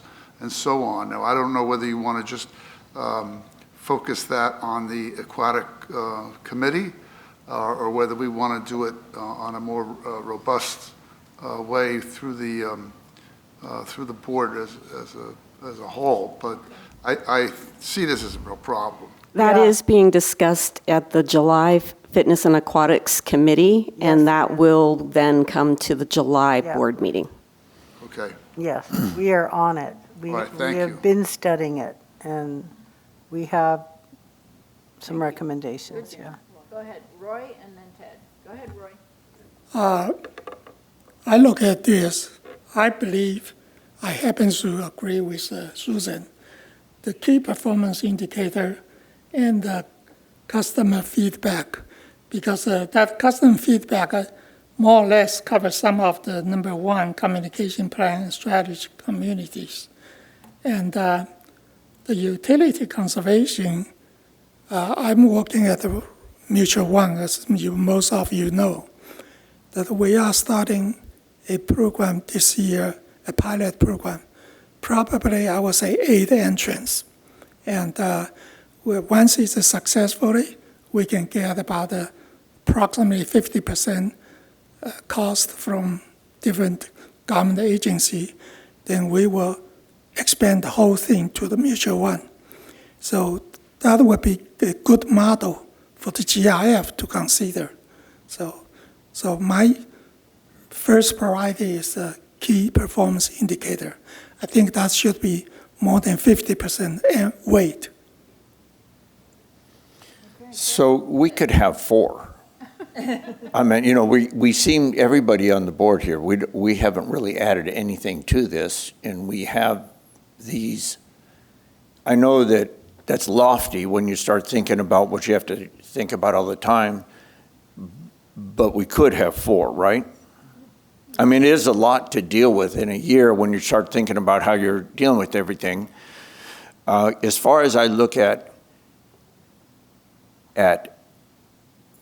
our responsibility for RWC property, 1, 2, and 4 are really important. Mm-hmm. I'm not saying that advocacy is not important, but I got a feeling that that comes and goes, and I think that we do that all the time. As soon as we had something come up, Jeff was on it, trying to talk to people, trying to figure out what's going on. So I think that we do that. Yeah. But as a goal for the year, we don't know what the next little spark is going to be that's going to get everybody talking. Right now, we have this talk about this capping on HOAs. And we don't know that this might go and come. It might be floated on for a number of years, but it might not be something that is a goal that we have to think about all the time. So I'm looking here, I really see just 3. Yeah, I think we're all in agreement, frankly. So I'm just saying that I see 1, 2, and 4 as the ones that we could work on all year long and take care of. And if it is something that is going to be legislative, it's not going to be one of you and I going and talking to them. That's going to would be something that staff would do, and I think that they're going to do that anyway because they've already done it. Yep. Well, I have to say that I did offer to go to Sacramento and testify on SB 1007, but anyway, nobody told me I needed to do that. But no, I think we have a consensus on 1, communication plan, strategic communication, utility conversation, and key performance indicators and customer feedback. So I'm sensing we have a consensus on that. Ann, do you need a motion or is it, yes, Deborah says we need a motion. Okay, so could someone make a motion on identifying these, the 1, 2, and 4 as our key goals for 26, 27? I will. Okay, go ahead, Janet. So I move that the board work with staff and our primary goals for 26, 27 would be communication plan, strategic communications, utility conservation, as well as key performance indicators and customer feedback. Is there a second? I second. Ted seconds, thank you. Could we have a roll call? Oh, and my mic's not on. Sorry, thank you, Ann. Okay, could we have a roll call? Yes. Hildreth? Yes. Bentley? Yes. Selden? Yes. Byram? Yes. Maji? Yes. Spence? Ruvalo? Yes. And Yang? Yes. It's unanimous. Great. Okay, now we are at the point where selecting the departments for service level analysis. I don't think her mic is on. Susan, your mic again. Oh, geez, Ann, I'm sorry. Thanks. Gosh. All right, here we go. So we're here to identify some of the department deep dives that we were interested in. And as noted in the report here, at the board retreat, we identified a couple of different areas of interest. We wanted to have a deep dive into the AI processes that the accounting department are using, and it's a lot, and it's really interesting. We had kind of a sampling from Todd. Also, a deep dive into the fitness center and landscaping. So those were areas that we identified already. Are there other areas that board members would like to suggest? Yes, Leanne. I'd like to suggest member records, because we're paying attention to the changes to the MTF, and I think it'd be interesting to know more about what rolls into the MTF report specifically. And then I wasn't quite sure how to phrase this, but I'm very interested in the payment processing procedures starting from the departments that receive resident payments through to accounting, how that process works, and the possibility of using Zelle or other electronic payments for that type of payment from clubs, say, for instance. So I guess it would be accounting. So are you looking at not just asking for not just like coupon payments, but just like if I book something? Anything, say, that the community services pulls in. Yeah, okay. That I process. just wanted to be clear. I see Ann bad. Well, we might need a little clarification possibly from staff on who would be responsible for that. Back there, nobody's waving their hands. So we're going to let Jeff decide that one when he comes back. Oh, okay, all right. I realize that's a very kind of obtuse thing, but. Okay, other recommendations? Okay. We have in the past, I think we've had, usually maybe tops 3 of these things, of these deep dives, maybe 2 to 3. So is there, and you've made some suggestions too, Leanne. I don't want to overload staff on this. What would you recommend, Anne? 3? 3 is, and it's not just overloading staff, it's keep in mind that we then come to your meetings and it will extend the meetings. So 3 is really about all that the meetings can handle. Yeah, 4 in a year is a lot. Yes, it is. It is. We did fitness in 2024. Yeah. Yeah. I know I'm still confused about how the accounting department works in general. And we always get certain pat answers about, well, we're not doing third-party billing yet, or I don't know what's going on. So I agree with Leanne that I would like to see something related to payments from residents. Well, I don't know how to frame it. Well, I'm going to suggest, this is what I'm going to suggest. I think what finance is doing with AI is critical for us to understand and for the residents to understand, because it's using AI in very strategic ways. And we consistently hear about, well, we can get rid of all the staff with AI. So I want people to understand how we're using AI. I tend to agree with the fitness as not as important as some of these other areas. I would really like to focus on member records. Member records is one of the areas that the Haas School consultants worked on this year. And I know that we're really trying to get that up to speed and create a better databases. So, I personally am more interested in that than the payments. I don't know if we could identify or get some of that payment information in another manner. And I'm wondering if the payment information would also be impacted by Vermont systems. And yeah, that's coming. So I would really like at some point to have a Vermont systems deep dive, but I don't know that we're there yet. But if you're recommending 3, is that right, Anne? We are recommending 3. Okay. And you will learn about Vermont systems once it rolls out. Ann Matola will be showing you that at the beginning of next year.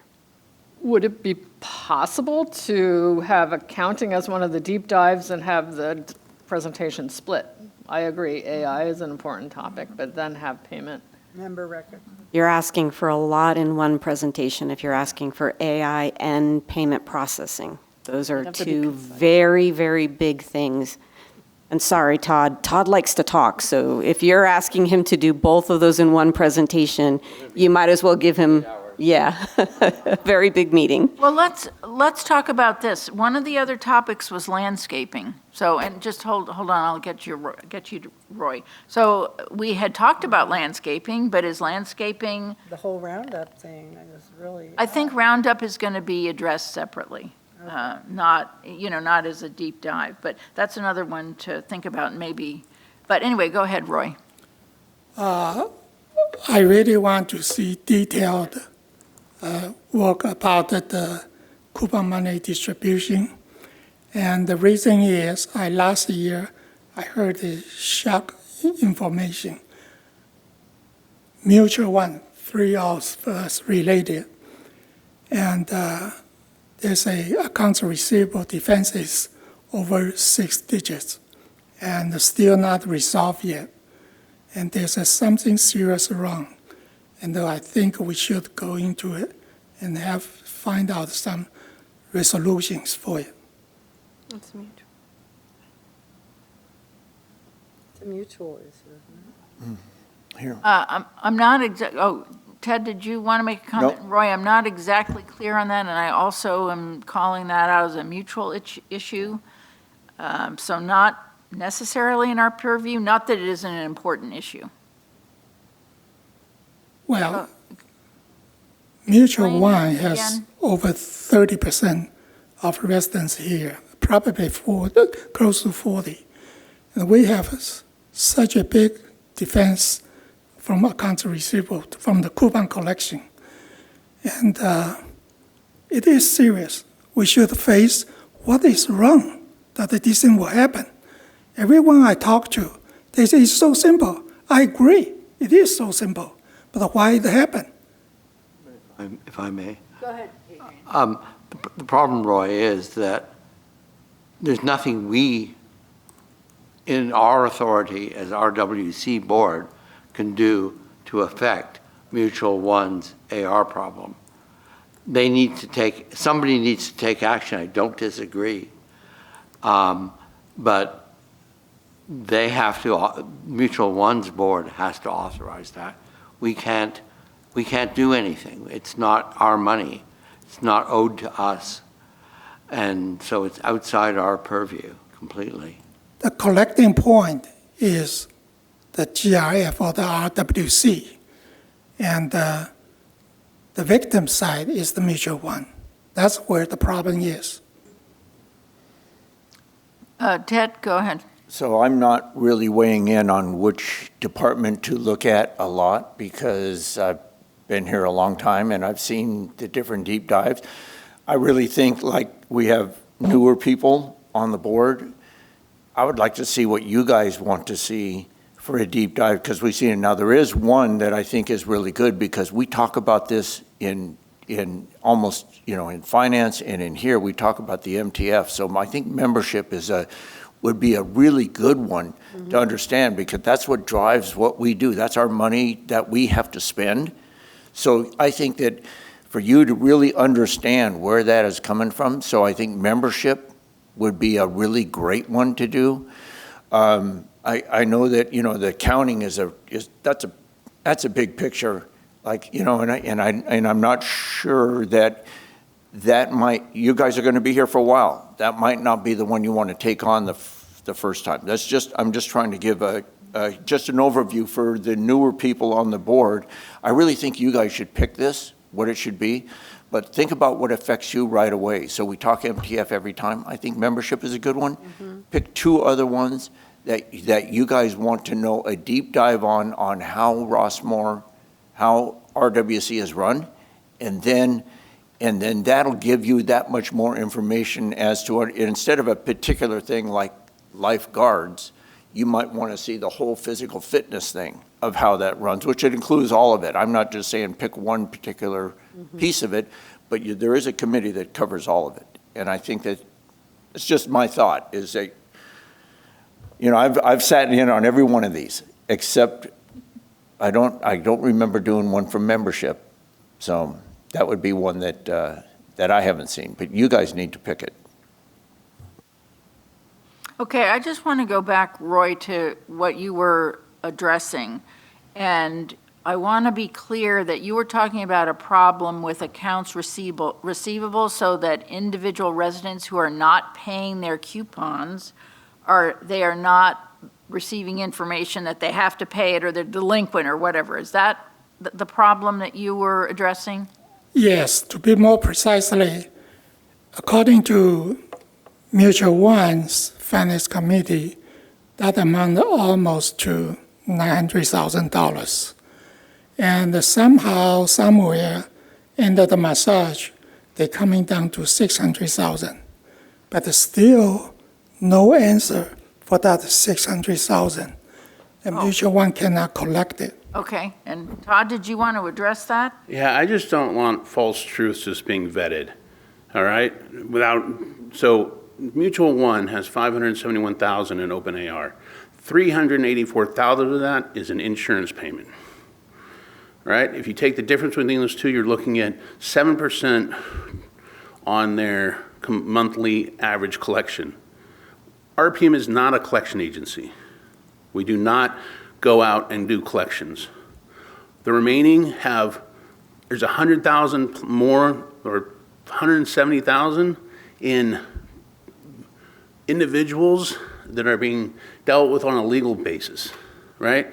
Including people that, are member records issues. So I just want to vet this. We obviously do own up to the fact that we have gone through this whole process with social sector solutions and automating dunning letters and adding fees and late fees and getting those all caught up.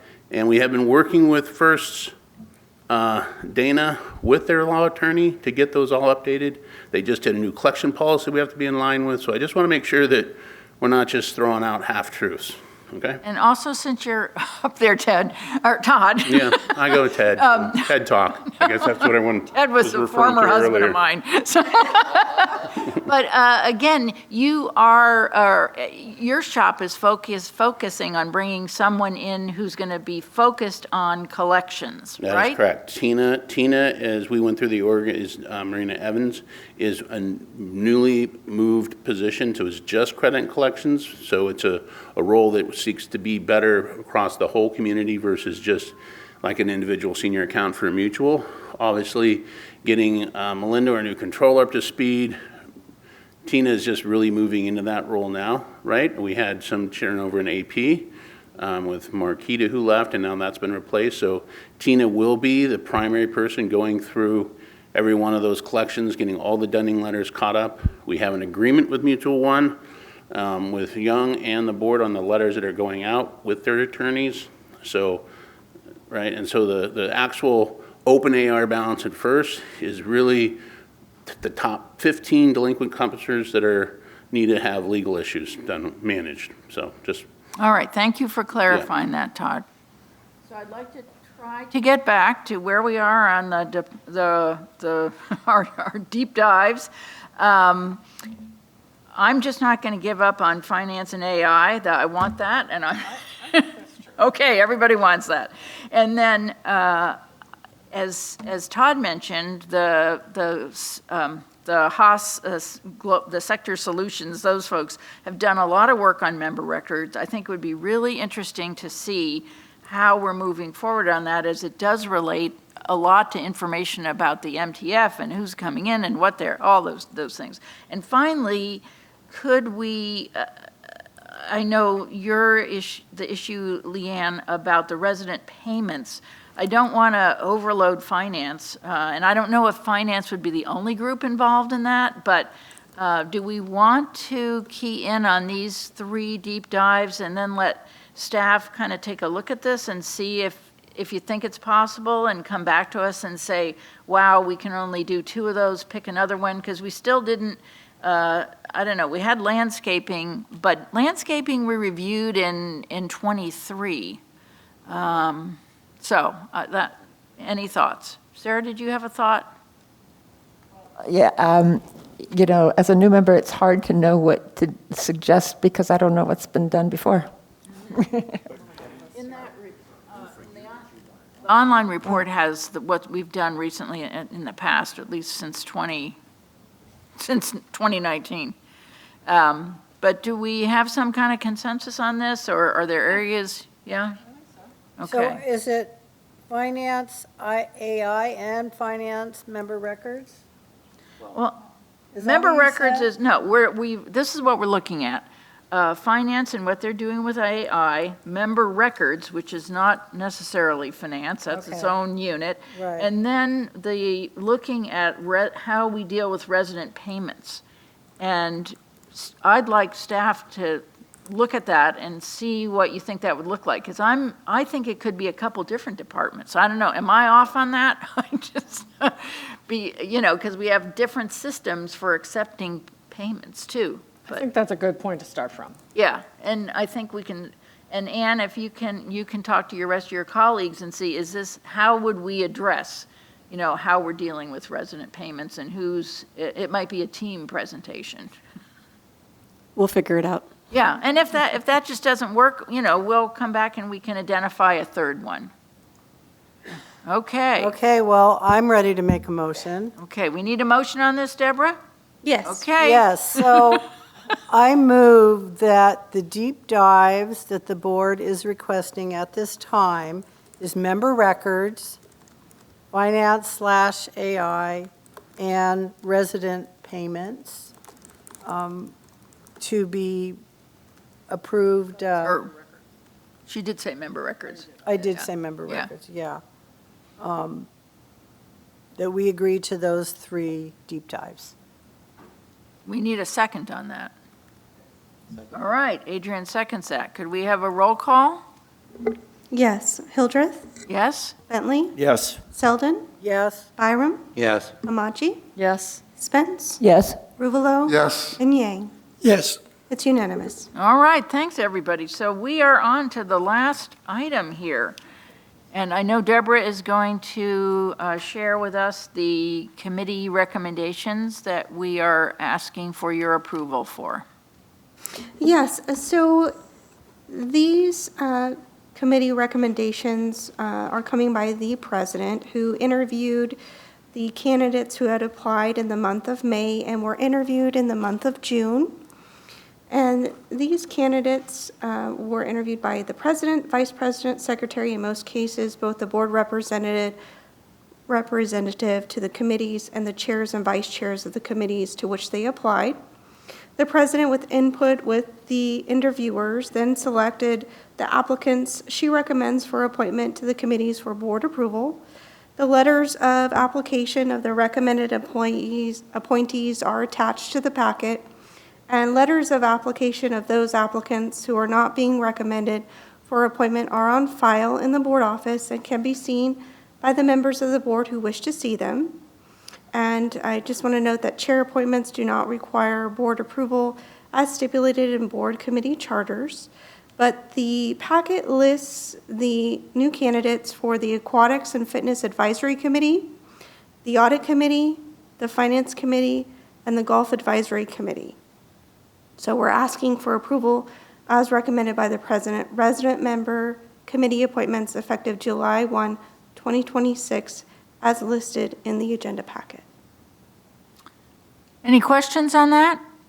Could we have a motion to approve these committee appointments? I'll make that motion. Thank you, Ted. Motion to approve as recommended by the president, resident member committee appointments as stated in the packet. Thank you, Sarah. Okay, could we have a roll call on that, please, Deborah? Yes. Hildreth? Yes. Bentley? Yes. Selden? Yes. Byram? Yes. Amaji? Yes. Spence? Yes. Ruvalo? Yes. And Yang. Yes. It's unanimous. Okay, then first of all, I'd like to take this opportunity to thank all the folks who applied for these committee seats. There were a number of residents who applied, and I wish we'd been able to appoint some more, but we have a certain slate, and so it was great that there was so much interest, and I also want to thank some of the members of the committees and also liaisons who helped me with these interviews. And I also would like to share that I am appointing the following Resident Advisory Committee chairs to a one-year term effective July 1st, 2026, and thanking these folks for stepping up to be the committee chairs. Cynthia Davis, Aquatics and Fitness Advisory Committee, Sefton Boyers, Audit Committee, Dan Ring, Finance Committee, and Burke Ferrari, Golf Advisory Committee. So thank you all for stepping up. For announcements, there will not be a mid-month meeting of the board in the month of July, and the next board meeting will be held on Thursday, July 30th, 2026 at 9 a.m. here in Peacock Hall in the Gateway Complex and via Zoom webinar. So we will be adjourning the meeting at 11:31, and thanks everyone for the good work and the good discussion today.